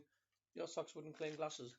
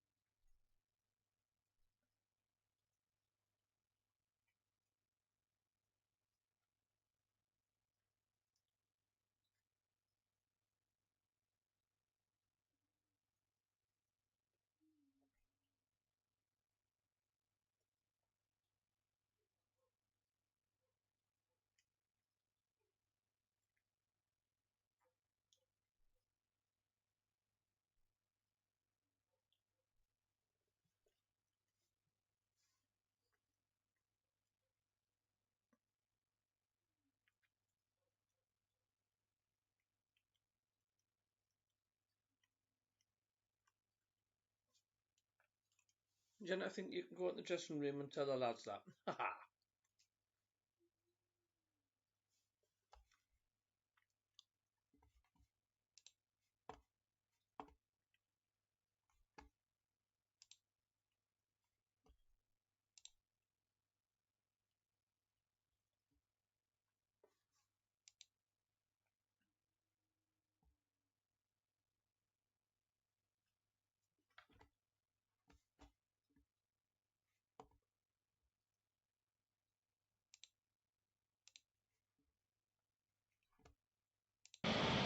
Michael Proctor both down there too, watching on, waiting for Birmingham City to emerge for the second half. And as we said at the end of the first half, it's just more urgency, don't we, in this second 45? Well, we could do it at Jermaine Defoe when you look out now looking for a striker, somebody who could put the ball in the back of the net. Well, in fairness, he couldn't on the second spell he was here, could he? Eh? He couldn't on the second spell. No. Maybe in his younger days we could have done. But no, as I said, I would imagine that Tony Mowbray would have said to them, lads, take care with your passing. That's the first thing we need to do. You know, and again, let's move the ball a lot quicker than we are doing. Birmingham then appear for the second half. They were forced to make a change in the first when the goal scorer George Hall was replaced by Joe Bellingham. So Sunderland, Patterson in goal, Hume, Bart, Sirkin and Gooch, but playing with Hume and Bart as the two centre-backs, Gooch and Sirkin are full-backs, Neil, Mishu, Roberts, Pritchard, Clark and Ahmad. Birmingham City, Ruddy in goal, back four of Colin, Roberts, Long and Trusty, Bakuna and Bielik in midfield, Chong and now Bellingham and Kadra, with Djukovic up front for John Eustace's team, who are in blue with white socks. Sunderland, of course, in their red and white stripes and black shorts. Referee is Stephen Martin, the officials all in black. And we're kicking into our favourite Yes, we had a debate, didn't we, on Friday night on Total Sport on Radio Newcastle about, you know, would it be a benefit to attack the Roker end in the second half as Sunderland get the second half underway. Here with Sirkin on the left, plays it back to Danny Barr, coming through the middle in the sunshine, half the pitch in sunshine, the far side, the east half of the pitch, and the west half is in shade. That's Bart here again in the middle, plays it into that shade to Mishu, and now down to Sirkin on the left, a short pass forwards to Pritchard, and Pritchard is going to try and slip the ball past Roberts and gets it back Come from on, need Clark all 3 on the points to left, stay and then close to top 6. barrels That's into a spiral and can't keep on his feet, and Chong's coming away from it down the right hand side, being chased by Neil. Chong still going into the penalty area, slips it to the back of the box. Good save from Bellingham's shot. How easy was that? Patterson, but I mean that was Birmingham will kick themselves for not doing better with the finish, because it was driven straight at Patterson. But they've won it back again here, Bellingham, and he plays it down to Chong again on this right hand side. Into the penalty area he goes again. Sirkin trying to stick with him. Bellingham's forward, but then Michu whips it off Chong's feet, gets it to Clark, and Clark now back to Danny Barr. Barr back to Patterson, who's in green. Away to our right, he plays it to Danny Barr. Out to Sirkin on this left-hand side. Chong in front of him. It spins up off Chong for a throw to Sunderland on the left. And again, Nick, you know, we've talked about this before in regards of, you know, our approach. We've got nobody who can run beyond. You know, sometimes we need to turn them. Everything is played in our own half at the present moment. It's all nice. We need somebody to make a run into the space behind that defence, which they did in the opening 5 minutes, didn't they? Stretch him a little bit. For some reason, seemed to stop doing it. Out comes Bart again to Sirkin on this left-hand side. Back to Danny Barr, back to Patterson. He's being closed down by Bellingham, but he gets it over on the right side to Hume. Jurkowicz goes to close him down again. You need a runner. Back to Patterson, and Patterson short to his left to Danny Barr. Back to Patterson. It suits Birmingham, this, doesn't it? Look. Yeah, it does. Yeah, going nowhere. Press back here. Out to the right wing. Forwards now to Gooch. Everything is to feet. Past him. You've got to mix it up. It's a throw to Birmingham. On halfway, thereabouts, on the left.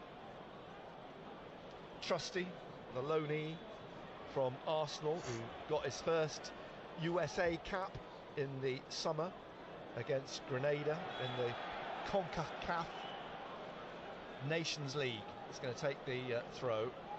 Rotherham 0, Luton 2. And Trusty gets the ball back from Bielik, trying to get the ball down the line to Kadra, but it's gone behind at the corner for a goal kick to Sunderland. Harrogate 0, Doncaster 2 in League 2. Patterson throws the ball down into the 6-yard box, then just passes it to Bart, back to Hume, and now Harrogate 1, Doncaster 2. Played down the right, looking at Ahmad. Bielik knocks it out. Says it should have been a Birmingham throw, but it's a Sunderland. That he's been penalised for a foul on that touchline. Quickly taking free kick into Roberts, into Neil, and now Michu. And Michu need a runner. Out to Sirkin. Clark back behind him. Blocked though as Sirkin trying to get forwards by Colin. Now Chong trying to get it inside to Bellingham. One back by Clark.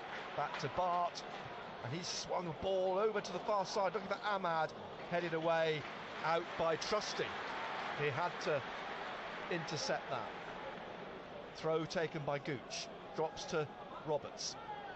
And he plays it back now to Neil. Just right of the centre circle. Back out to the right wing to Gooch. Inside to Roberts. Now Ahmad. Ahmad being forced back by Bielik. And now plays it down onto the touchline. And back to Hume. And now Neil in the centre circle. Out to with Michu, out to the centre to the left to Clark, who plays it back to Bart. Bart now to Neil in the centre circle, trying to shake off Bellingham. Neil to Sirkin on the left, short pass forwards to Pritchard. Oh, it's got to be quicker. Bakuna's in quickly and knocks the ball out for a throw to Sunderland on the left hand side. Southampton 0, Crystal Palace 1. Bart inside to Michu. Michu across to Hume. Hume on halfway, looking for Ahmad on the touchline. It was a strongly struck pass, but Ahmad controlled it. And now he's having to battle to keep it. Has to come back and then turn it away to his right. Thank you, indeed you do. Gooch is out wide. Roberts is cut inside. Now he goes wide to Gooch. Gooch is going to come in past Trusty. Tries to slip it past him, but it's going to run over the goal line. And it's a goal kick to Birmingham City. Hello, Jeff. How are you doing there? Are you well? Nice to see you. 1-1 here at the stadium alight, 5.5 minutes into the second half. Live on Radio Newcastle.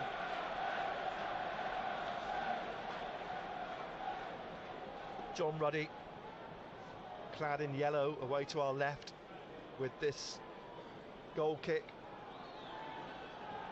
from the left edge of his 6-yard box, drives this down the left-hand side.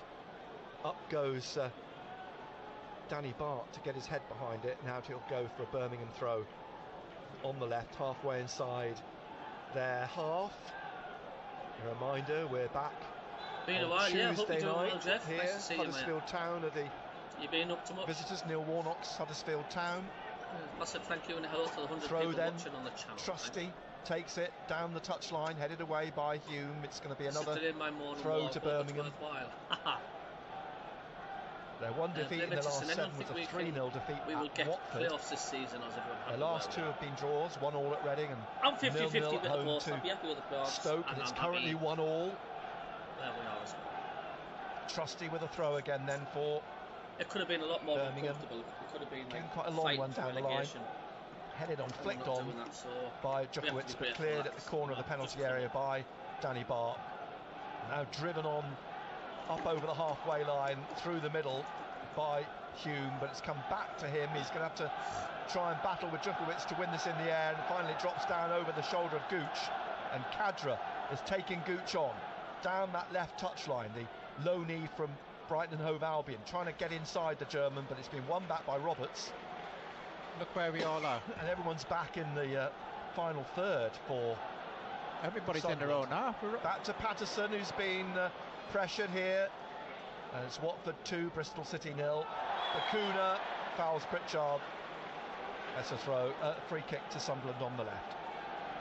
But as you say, everyone's been forced back by the press of Birmingham. Because nobody wants to make runs, you know, to stretch them a little, to create the space.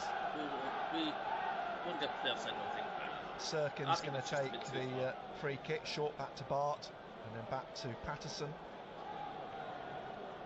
Passing it out to Hume, the scorer of Sunderland's equaliser. Then out wide on the right, Gooch is looking for the run of Roberts, but it's whistled past Roberts, and Ruddy will just let it run behind. And Roberts, in pursuit, was never going to reach it. It's a massive part Ruddy will gather the ball and has a goal kick for Birmingham City. Keep hydrated. Brings it out, places it. Playoffs would be nice, but happy with mid-table. Players over on that far side in a small square between the centre circle and the touchline. The ball floats up onto the head of Djokovic and through, though, to Sirkin, who steers it back to Patterson. Played out to Hume at the corner of the penalty area on the right-hand side. Forwards to Neil, back to Patterson. Short pass to his left to Danny Bart, enclosed down by Bellingham, and Djokovic comes in here now. It's passed out to Mishu, and calmly then out to the left to Bart, up to Pritchard, trying to spin it down the left for Clark, but out it goes for a throw to Birmingham. Sorry, Nick, we need something different. We really do. You know, bring Geldart on or somebody just to stretch him. Back to Ruddy. Out to Bakuna, back to Ruddy. Gateshead 0, Bromley 1. Ruddy's kick up over the halfway line, headed on by Sirkin. Then Bielik gets it down to Bakuna. And the Curaçao international behind him to the Irish international Long, across to Roberts, back to Kevin Long. And Long out wide to the now American international with that one cap from the summer. Trusty back inside, and it's picked up by Bielik here, Polish international, into the centre circle, right through the middle. Look, trying to get Bellingham away. Out to Chong on the right wing. Chong, the overlap coming from Colin.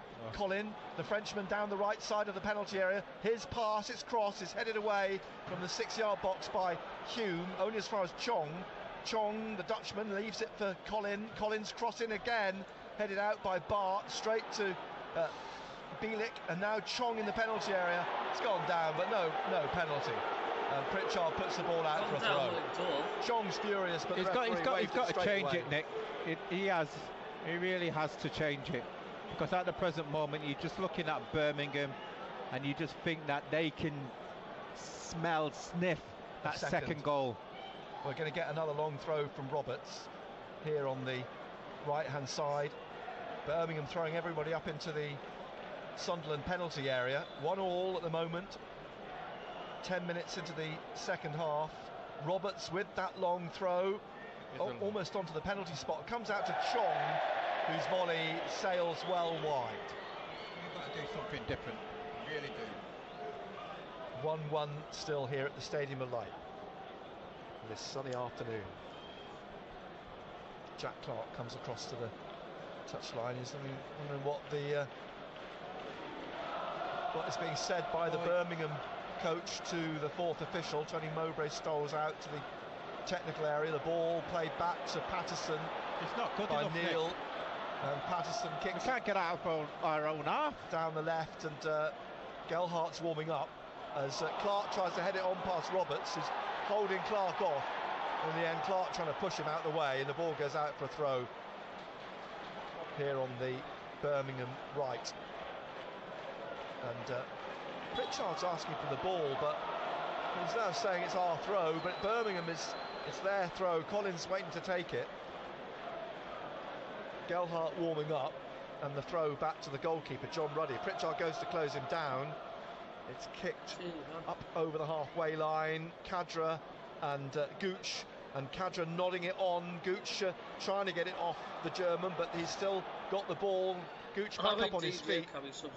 Played back here into midfield. Bielik to Bakuna, and Bakuna in the centre, being forced to play out to the right to Colin. Harrogate 2, Doncaster 2.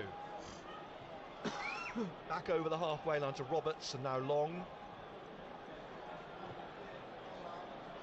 Goes down the left wing to Kadra.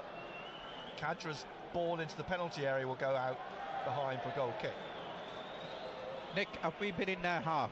Barely. In the second half. In the 12 minutes that we played of the second half. You know, it's Birmingham pretty much all played in the Sunderland half. In the Sunderland half. You need to do something. Out to Bart. Pritchard. Now towards Clark, but can't get out. Colin.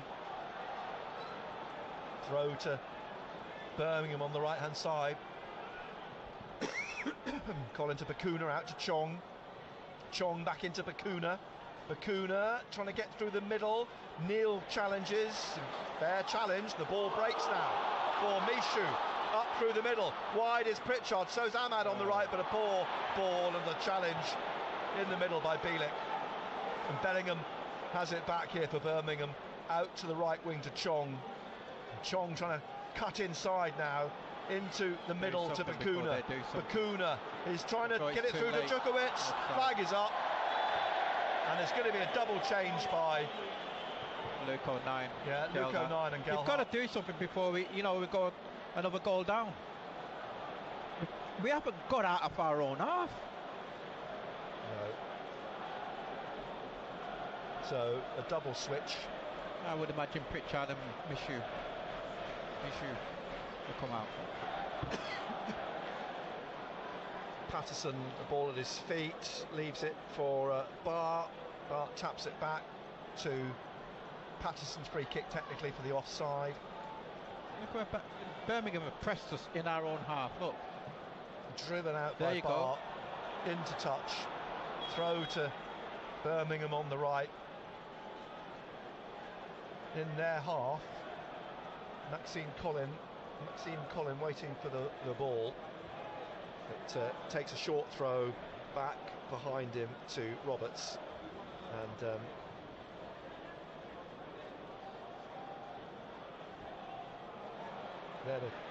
down the right and back to Patterson.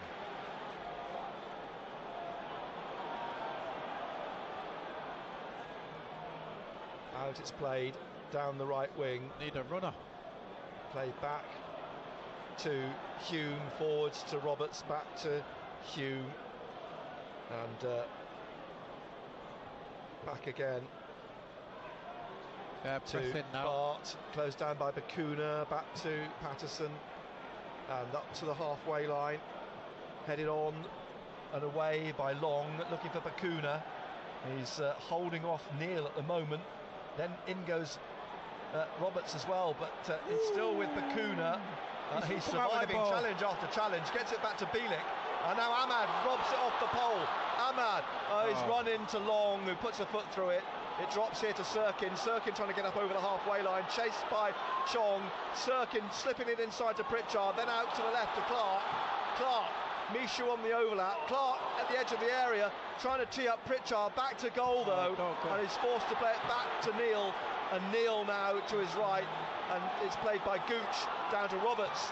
Roberts on the right of the penalty area, trying to dribble into the box. Squares it here, it's loose, and Ruddy falls onto it before Mishu could get his foot on the end of it. Lack of runners into the box. You only had Pritchard. Gelhardt and O'Nien waiting now to come on down below us. Ruddy has the ball.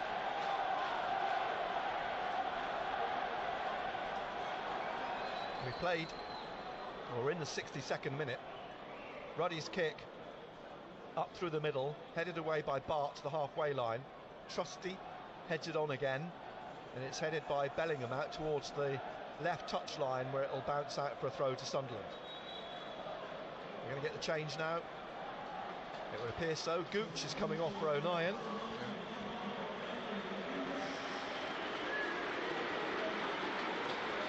And Pritchard's come across here, but I'm not sure if it's going to be Mishu, as you suspected. But there's the subs. We didn't expect it to be Gooch. So Mishu and Gooch off, Gelhardt and O'Nien on. See if that makes any sort of difference now. Michael Proctor's just long conversation with Pritchard, who's jogging back over through the centre circle, waiting for this throw for Sunderland. So Hume's gone to right back. So yeah, and now Hume, as you say, has gone to right back, and O'Nien centre back. Yeah. 111 on this stream. It's watching 1-1. Now. Thank you. Don't forget The the likes, 63rd minute now. Comes back here to O'Nien. His first touch back to Patterson. Thank you. Ahmed's gone in. And Gelhardt obviously up front. Yeah. Ahmad on the right. Roberts is behind him.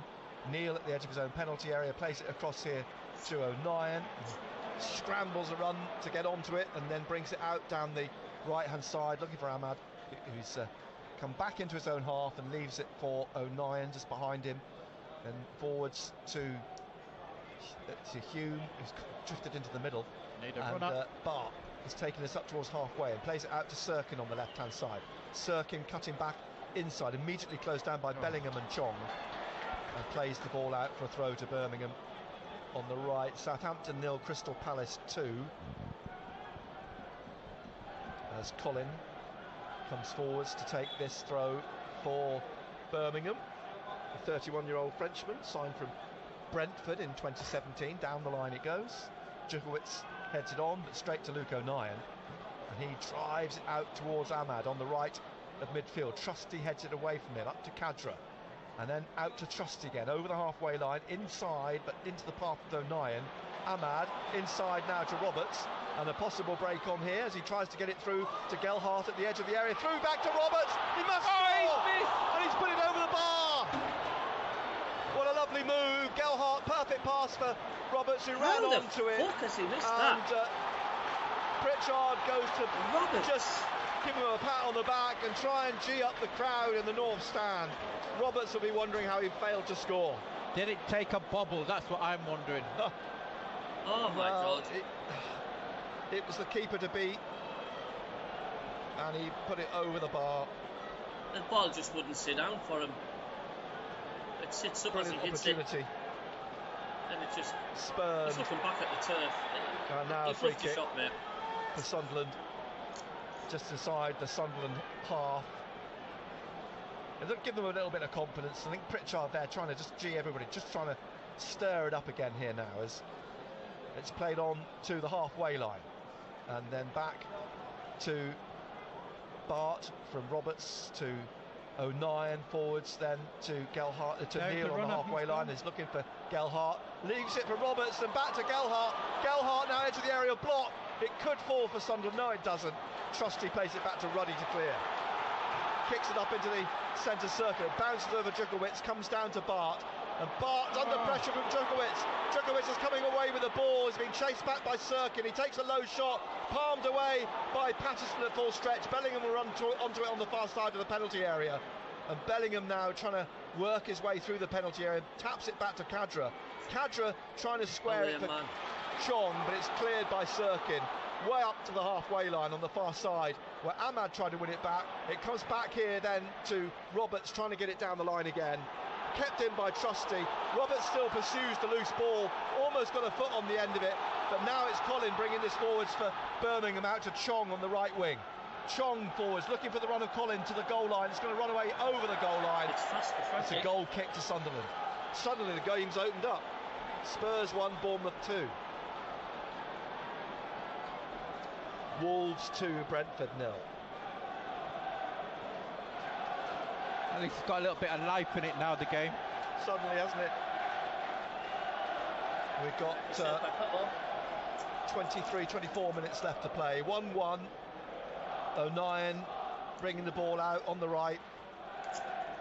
Bellingham goes to close him down, through to Hume, back to Neil, and Hume again here in midfield and leaves it for Neil. And Neil through onto the halfway line. Roberts trying to get away. Mark Roberts from the Birmingham defence clears. Swansea 1, Huddersfield 0. Pritchard gets the ball back, and he's played it out to Ahmad on the right hand side. Pritchard continues his run. Ahmad makes it run through to Pritchard to pull back here, and it's going to be headed goalwards, and with a left hand from Clark's header, Ruddy plucks the ball down. Everton 1, Fulham 3. 1-1 at the Stadium of Light, but certainly the substitutions have made a difference. They have indeed. Birmingham are going to make a change. Here's Sirkin heading it on straight though to Mark Roberts. Plays it across to Long, and Long to Trusty. Chelsea 1, Brighton 2. And halfway, Khadra trying to work his way through, and he's doing this through the middle. He's got away from 1, 2, 3 challenges, but then gives the ball away to Sirkin, who intercepts it. And Sirkin out behind Clark. He's fouled as he tried to make the pass, and it's a free kick to Sunderland.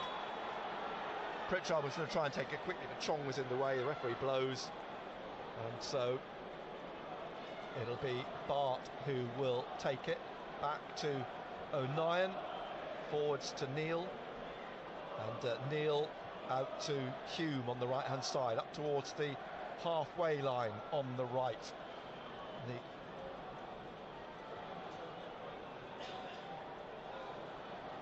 left side, Bart, Sirkin trying to get it forwards, goes round the back of Clark again, out for a throw to Birmingham.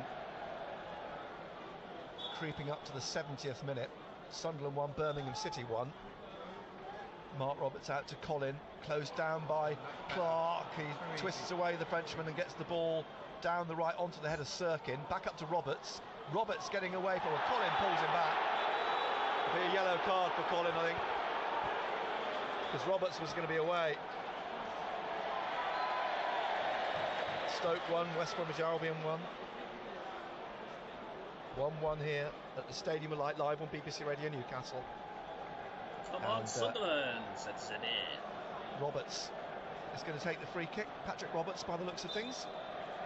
Or is, yeah, he is. The short pass to Neil, back to Roberts, and back again to Bart. Forwards on the halfway line on the left to Roberts, looking for Pritchard. Pritchard now out wide to Clark. Clark taking on the ball towards the corner of the penalty area. A little flick to Pritchard. Pritchard down the left, back in, but straight to the path of Colin. He clears for Birmingham up to the halfway line, headed on by Bart, looking for Sirkin just ahead of him, and then back to Danny Bart. As I think Birmingham might be looking at a double switch.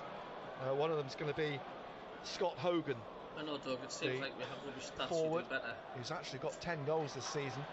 Here's Ahmad in the middle of the Birmingham half. They're trying to get it across to Clark, cut out by Colin.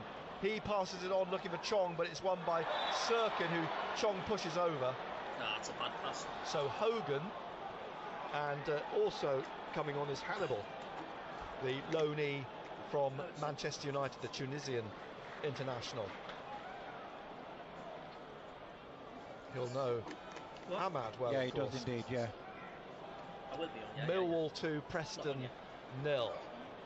Roberts out to Ahmad on the right, cutting back inside now. Still going, but the ball cut out by Bielik. Trying to go past Neil, nodding it inside to Bellingham.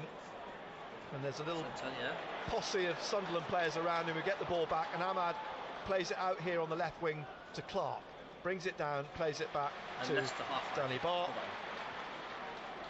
Back inside the Sunderland half, then into Neil, who's from the centre circle found Ahmad on the right of the penalty area. Ahmad, he's got Roberts coming through. Roberts playing, the offside flag's come up. Offside, yeah. Roberts just crept offside, and a free kick to Birmingham now.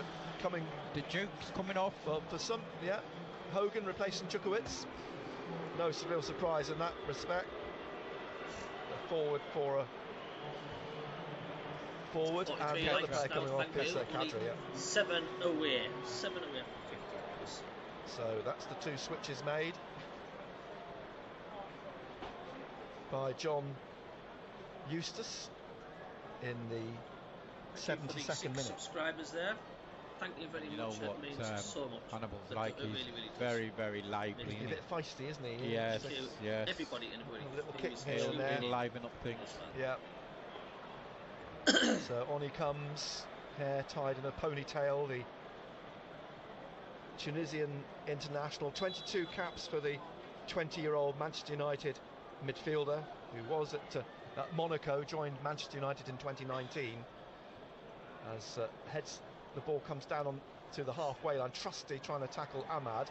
He's come back inside to Hannibal, who gets it back to Hogan, back to Bellingham, and into the centre circle, Bakuna out wide on this right hand side to Chong. 1-1 still, and that played inside again to Bakuna into the middle, little flick through, and it's Hogan in the penalty area, drives the ball wide.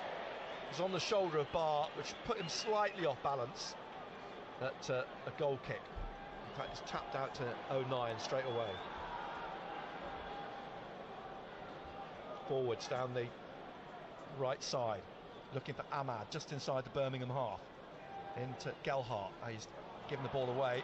Trusty inside to Long, up to Chong, and a chase for Sirkin. Chong just keeps it in on the touchline, trying to push it past Sirkin, trying to go past him. Chong, he's still got it here, and Sirkin trying to stick with him, plays it inside to Bakuna. Bakuna slips past Pritchard, shoots, and that again is wide at the right post. They're happy to shoot from around the box, Birmingham. It's still 1-1. On that, Nick. Yeah, well, just reminds me of Hull the other week, getting into those positions. Patterson plonks the ball down, passes it to his left this time to Danny Bart, out to Neil, out to the left again to Bart on the touchline almost, and he manages to get it down on to halfway, and Mark Roberts puts it out for a throw to Sunderland. 16 minutes or so left. Sirkin with the throw, back to Bart, back to Patterson, and he passes it out to Luke O'Nien on that far side in the sunshine. Hogan in front of him, he slips it inside to Dan Neil. Bellingham's in front of him, so he plays it back to Bart and forwards to Pritchard. Out to the left here, Sirkin onto halfway and out wide to Clark. Clark trying to get it forwards here with a pass across on the far side to Ahmad. What a ball. Ahmad takes it down and into the penalty area. Still going, Ahmad onto his left foot. He's trying to tee this up. Ahmad, what a beautiful finish. Goal. So beautifully from Clark. Dribbled his way in the box. Left foot, bottom corner. Sunderland lead 2-1. Excellent goal. Great switch of play by Jack Clark. But what a finish. Once he's on that left foot, he was just waiting, and then he just fired away. What a goal, Ahmad Diallo. Oh, what a strike. His 12th of the season. What a strike. As you say, once he gets it on his feet like that, it's hard to stop him. Oh, excellent. Fantastic. Get in, and, you know, you've made the changes and it's added some tempo to the game and a little bit more creativity. Ahmed's kept his whip going, but it was a great pass by Jack Clark. But you've got to say, he still had a lot of work to do. He did, but he did it with aplomb. Get in. Sunderland lead 2-1, going into the final quarter of an hour of the game. Game management now. Birmingham are going to make another change. They're going to bring on Jordan James, another 18-year-old. His father, Tony, used to play. He was a defender for Burton. He used to play for Leicester. And, is that right? Leicester. It was Burton, Newport, and Hereford. Oh, sorry. Played for, and he's replacing Bielik. So another change then made by Birmingham City, who are now chasing the game. It is 2-1 to Sunderland. This is when you concentrate, Nick. You know. And you've got to hand it to Tony Mowbray. He made those two changes, and that's effectively been the catalyst, hasn't it, for the resurgence, if you like. Sunderland back up into the. They're going to make another change, Sunderland. As the ball played about at the back at the moment. Equa. I wonder, is it Equa? I think it looks like it, doesn't it?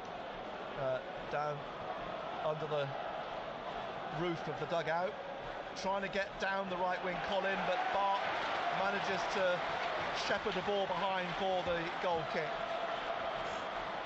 Sunderland 2, Birmingham City 1. And you know who's going to come off, don't you? Pritchard.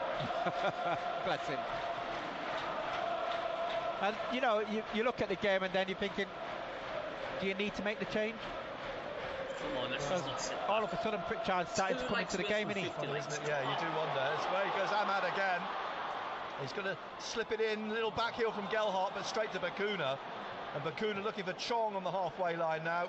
Pushes it past Sirkin, who blocks him. Enjoying it. Cheers, Cheers. Took a knock in the face. Good one to score. At the same time, now he's been booked already, hasn't he, Sirkin? And he's going to go off. If he pulls out a card here, it'll be a yellow. Yeah. And he's already been booked, Sirkin. There's the yellow, and there's the red. Sirkin sent off in the 78th minute. That should change the substitution. Why do we never make it easy on ourselves? Sirkin, second yellow, is dismissed. I mean, I don't think there's any question about the block. He did block Chong's attempted run. I mean, there's an argument going on with the referee at the moment about second yellow. We've got a man down. The situation, but I don't think he's not going to change his mind now. From his face here. He's shown the. Hello, the red Marion card. Fells, how you doing? Take the lead. He's just getting some treatment on the pitch at the moment because they've got hit in the face. Bring Anderson on. I think they've changed the sub now. I think they'll make their they'll change their minds, won't they? Yeah, and bring Anderson on. He's a defender, isn't he? Yes, he is. He's a centre half. I've got to play centre off. So I mean, in theory, he would be the replacement when there's a double change about to be made, actually. So Sirkin is nursing his nose now. He's been hit in the face, but it's a second yellow, I'm afraid, for Dennis Sirkin, and he's heading off. Gateshead 0, Bromley 2. He's going down the tunnel, but I think you're right. Anderson's going to come on, certainly. So that's one change. Pritchard might get a reprieve. No. It's going to be 12 minutes now of just Birmingham attack. Can Sunderland hang on? That's the thing. Pritchard that's taken off, do you? Yeah. He was going to come off for Equa. Equa was going to come on. Equa was going to come on, wasn't he? For we are very good at defending. It's going to be Anderson. So they've got to, Anderson's going to come on, so someone's got to be sacrificed. In fact, it's Roberts. Roberts? Yeah. Patrick Roberts is sacrificed. Stoke 1, West Bromwich Albion 2. So Joe Anderson on then. Patrick Roberts being applauded off. Oh, that was a strange one.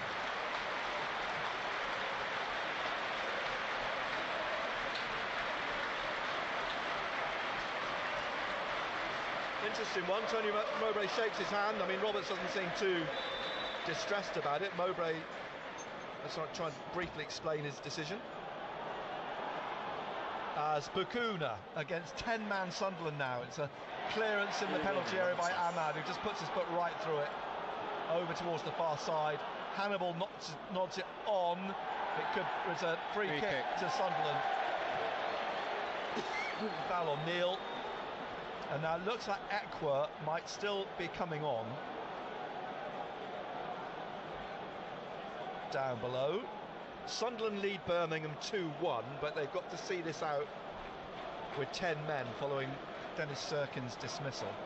So we've got 10 minutes left. Yeah, Anderson just needs an early touch, doesn't he, on the ball? Yeah, just needs to compose himself to speed. As the ball floats up and out. Dolo will score. We'll soon see, Stephen. On the far side for a throw to Sunderland, I think. 39,000 at the stadium. I said 40,000 on the pre-match video. Throw then wide on the, obviously wide on the right for Sunderland. Drops to Ahmad and then comes back and back to One Patterson. more for the 50 likes. Thank you. Is that crowd 38,000? 39,000, I think. 39,000. Bounces through past Gelhardt, comes down to Kevin Long, plays it out to Colin, a chase for Clark, and back to Ruddy. He puts his foot through it, up over the halfway line, and drops again here now for Mark Roberts. And it's gone out for a throw to Sunderland on the halfway line on the right. Sunderland leading 2-1, 9 minutes left to see out with 10 men. Dennis Serkin will miss the game against Huddersfield on Tuesday night, and if Luke O'Nien's wife gives birth, then he could miss it too. Here's Clark, back to Patterson, edge of the penalty area. Passed out through the middle to Dan Neil. Oh, it's a poor pass back. Patterson has to chase back and gather it. A little bit wide. Up over the halfway line. Up goes Mark Roberts. Heads it down to Bakuna. Juninho Bakuna hooks it back over his head onto the head of Anderson. He'll be grateful for that header. He's going to get a touch now. Comes down to him on the left. He's looking for the run of Gelhardt. He's trying to flick it on past Roberts, but Roberts will get there first and finally turn and clear it up to halfway, but it went out to throw to Sunderland. Sunderland leading 2-1, live on BBC Radio Newcastle. Total Sport returns on Monday, of course, 6 o'clock. Taking your calls. Looking forward to the game against Huddersfield on Tuesday night. Likes. Thank throw you. from Anderson. Forwards to Gelhardt. He gets it back again, but it comes off him for a throw to Birmingham. Early Christmas card for you. Can we hang on? We didn't do it against Hull City. Back to Roberts. Can we hang on today? He's got to be aware. Just on that left hand, on their right hand side. Yeah. Chong here, waiting for it, calling for it. That's it. Just show him inside. He wants to go down the line. Clark in front of him, in a bit wildly. Chong's coming away with the ball, and Clark again tried to get the ball off him, but failed. Chong then now to James, Jordan James, playing it back to Bakuna. Bakuna, he's got Colin on the right here. Colin back to Bakuna, and Bakuna, his cross, and the ball comes off the head of O'Nien as it's headed goalwards. You've got to stop the cross. Throwing himself at it was Jordan James. A corner then to Birmingham. Only their second corner of the game here on the right. Concentrate here. Switch 5. Chong's going to take it. Plenty of bodies in the box. Couple back out in midfield for Birmingham. Chong with it then, with his left towards the far post. It's just lost for a moment by Patterson, but he catches it at the second attempt. Foul, wasn't it? There's about 5 minutes left, I think. He's just gone down. Plus referee's come back. 6 minutes stoppages. Patterson managing the game, I suspect. And Patterson picking himself up. 5 minutes or so left. It's Sunderland 2, Birmingham City 1. Free kick. And deemed that he was fouled in grabbing that ball. So a free kick. A reminder, Sunderland with 10 because Sirkin was sent off. 4th red card of the season for Sunderland. As QPR 0, Coventry 2. Ball back on halfway, headed on by Neil on the right. Through the middle, Gelhardt, he's battling with Bakuna. Referee's seen a foul though over the far side. It's a free kick to Sunderland. No hurry, rightfully now, just trying to see it through to take the kick. Sunderland just need to play clever here. Time wasting, just keep the ball, second half goal after Clark's wonderful cross-field ball. Simple. So this just right side of midfield. Neil's going to take it. Short to Hume, back to Neil, and Neil to Pritchard, who might yet play the whole game. A little flick on by Ahmad, looking for Neil down the right of the Birmingham penalty area, but turned away and out by Kevin Long, signed from Burnley in the summer. And a throw on the far side for Sunderland. 2-1 up with 3-4 minutes left plus time. Down the line it goes. Keep it in the corner. Gelhardt into the corner with Long trying to hold it there, but too behind. Much, yeah, in terms of the streams. Two defenders very trying to rarely get the ball away from him. Hannibal brings out, second. then loses it to Pritchard. Oh, wouldn't quite fall Precise to Gelhardt or Pritchard. And it's turned away by Roberts eventually. And now Bakuna looking for a run through the middle. Great. And Patterson has to come out. Great and clear it from Hogan. By Patterson. Throw to Birmingham. Quickly taken by Colin on halfway. Drops to Bakuna. Bakuna spreading the ball over to the right. I know it's way behind, but I'm not going to spoil anything for people. Ahmad goes to close him down. It's pulled back to James behind him. Now the ball into the box, headed away by Pritchard up to the centre circle. Long is there at the edge of the centre circle, leaves it for James, and James just squares it to Bakuna. Bakuna out here wide to Chong. Chong just flicking it over the head of trying to Clark. Out it goes for a throw to Birmingham. It's now Queen's Park Rangers 0, Coventry 3. Chong from Collins' throw. Collins got it back again. Crossing here now over the head of Hogan. It's cleared by Sunderland. It's a ball back up to the centre circle. Gets it down to Hannibal. Hannibal now bringing this forward on the left of midfield, trying to play it into James, and he stretches, but it's got beyond him and behind for a goal kick. Threatening ball. 2 minutes of the 90 left. Sunderland leading 2-1. With 10 men. Live on BBC Radio Newcastle. Patterson again taking his time, strolling back to the goal line, the ball on the 6-yard line. Another yellow card. Players moving across to the far side. Chong's out here on his own though, on the left or on the right for Birmingham, on the left of Sunderland as Patterson. Can we learn our mistake from the whole sequence? Hang on. But it's come down eventually for Ruddy. And Ruddy passing it out to Roberts as we approach the final minute.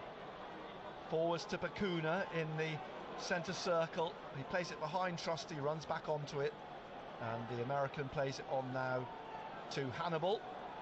And Hannibal across to Roberts, and Chong on the touchline, closed down by Clark. Inside, he plays it to James, back to Chong. Chong now to Hannibal in the middle of the Sunderland half, and down that left wing to Trusty. Trusty, Ahmad in front of him, back to Hannibal, and Hannibal forced back out by Dan Neil, plays it across here to Roberts, and Chong just in front of him brings it out to Colin on the right hand side, tackled by Clark, just kept it in. No, he didn't. Flag up, throw to Birmingham, and I expect Roberts to come down and take a long throw. He's the player asking for the ball back. In fact, hurled down to Colin, who takes a short throw to Chong. We've got seconds left of the 90. Here's Chong getting it onto his left foot, shoots, blocked by O'Nien, comes back out to Chong on this right hand side. Behind him is Roberts, who puts the ball back in again. 3 minutes of added time, and a chase over to the far side by Ahmad. Keeps it in, gives it away though. And now picked up just outside the penalty area. A block on the shot there, and it's come out to Chong on the right into the penalty area, trying to get past Clark, can't. And now Gelhardt bringing this out for Sunderland. Looking for a poor pass up into the Birmingham half. Ahmad left stranded. Back to John Ruddy, the Birmingham keeper, and Ekwa is going to come on now for Sunderland in added time. As Colin gets down the right, it looked to come off the hand of Clark, but it's gone into the penalty area. It's come out to Bakuna. Another block by Gelhardt, and then a shot by Long is blocked. Comes out to Bakuna. Bakuna trying to get past Gelhardt. Bakuna, he gives it away to Pritchard. Pritchard now trying to get away on this left-hand side. Tripped by Bakuna. It's a free kick, and Pritchard kicks the ball away. Well done, Alex Pritchard. Into the 92nd minute, and it's going to be... Well, who's it going to be? It says number 16, Ahmed. It's on the floor. Who's sat down at the moment. Ahmad going to come off. Standing ovation for Ahmad, who's scored what at the moment could be the winner. Walking up off the pitch along the halfway line. Ekwa will be his replacement. Everyone standing to applaud Ahmad, whose 12th goal of the season has possibly given Sunderland victory. Ekwa on, and come on the lads. It's going to be a free kick, which Patterson will take deep inside the Sunderland half on the left-hand side here. Well, technically we're in the last minute, but there'll be another 30 seconds or so added on for the substitution. Comes down off Gelhardt for a throw to Birmingham on the right-hand side. Colin halfway inside his own half. Back to Long. Then to Hannibal. Picks this up towards the halfway line. Seconds left. Drives the ball up into the arms of Patterson, who falls on it gratefully. 15 seconds left of the 3 minutes. I'll guess there might be another 30 seconds on top of that. Patterson with the ball at the moment towards the edge of his area. 10-man Sunderland leading 2-1, and Patterson kicks upfield. That's the 3 minutes. The referee's looked at his watch. What a headed on to the halfway line, and Pritchard just tries to lob Ruddy. The ball drops into the arms of the goalkeeper. That's it. And then the win. 2-1 winners. Down to 10 for the last 12 minutes after Sirkin's sending off. But Ahmad's winner in the 75th minute was a winner worthy of any match. After Trey Hume had equalised in added time at the end of the first half to Birmingham's opener on the half hour. Another 3 points towards the playoffs. They creep closer and closer. They go above Norwich in the table after Norwich's defeat last night at Middlesbrough. And Huddersfield to come now on Tuesday night. Almost the first part of a home double that they had to win both games. Yeah, indeed, and fully deserved in the end on that second half. But you've got to say, you know, it keeps our season alive. You know, we've got there, and it gives us opportunity Tuesday. And yeah, it's against Huddersfield, and we know Neil Warnock is not going to be an easy game. It's a game which most probably we'll have to be patient. But I think we need to play with a lot more tempo than we did, especially in the first 45 minutes. The substitutions in the second half, stadium, but bringing on O'Nien and Gelhardt, that was the catalyst, wasn't it? It changed a game which was just starting to follow the pattern of the first half. Yeah, you know, credit to Tony Mowbray, he had to change things, because you've got to say the first 25 minutes of that second half, it was Birmingham who was camping out in our half. We couldn't get out. It made the changes. The likes of Roberts started to come into the game. Gelhardt gave us something different in there as well, and O'Nien at the back, and then all of a sudden we started to play on the front foot. So now the players just going to thank the fans as Birmingham's players thank the away support this afternoon. But Sunderland have won here in front of around 39,000. Ekwa barely got a touch, if at all, as he comes off here.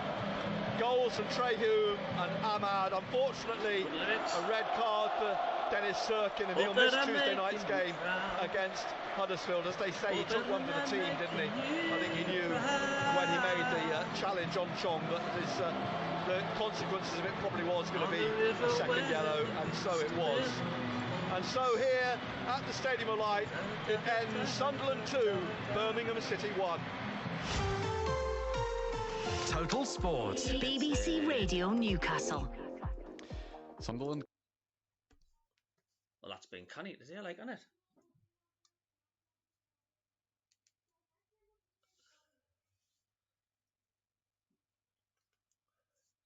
You're welcome, everybody, for tuning in. I've really enjoyed your company today. Thank you.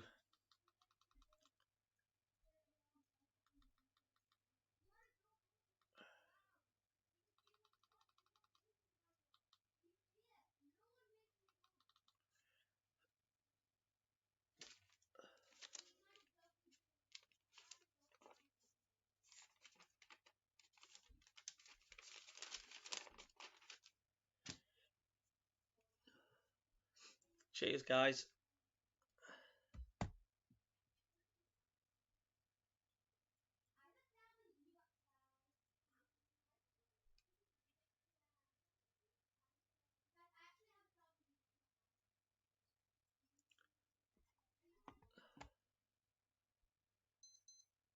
Cheers. Thank you very much. We'll see you for the next videos. Thanks for the subscriptions, everybody, and thanks for the likes. Love you all. Leave you.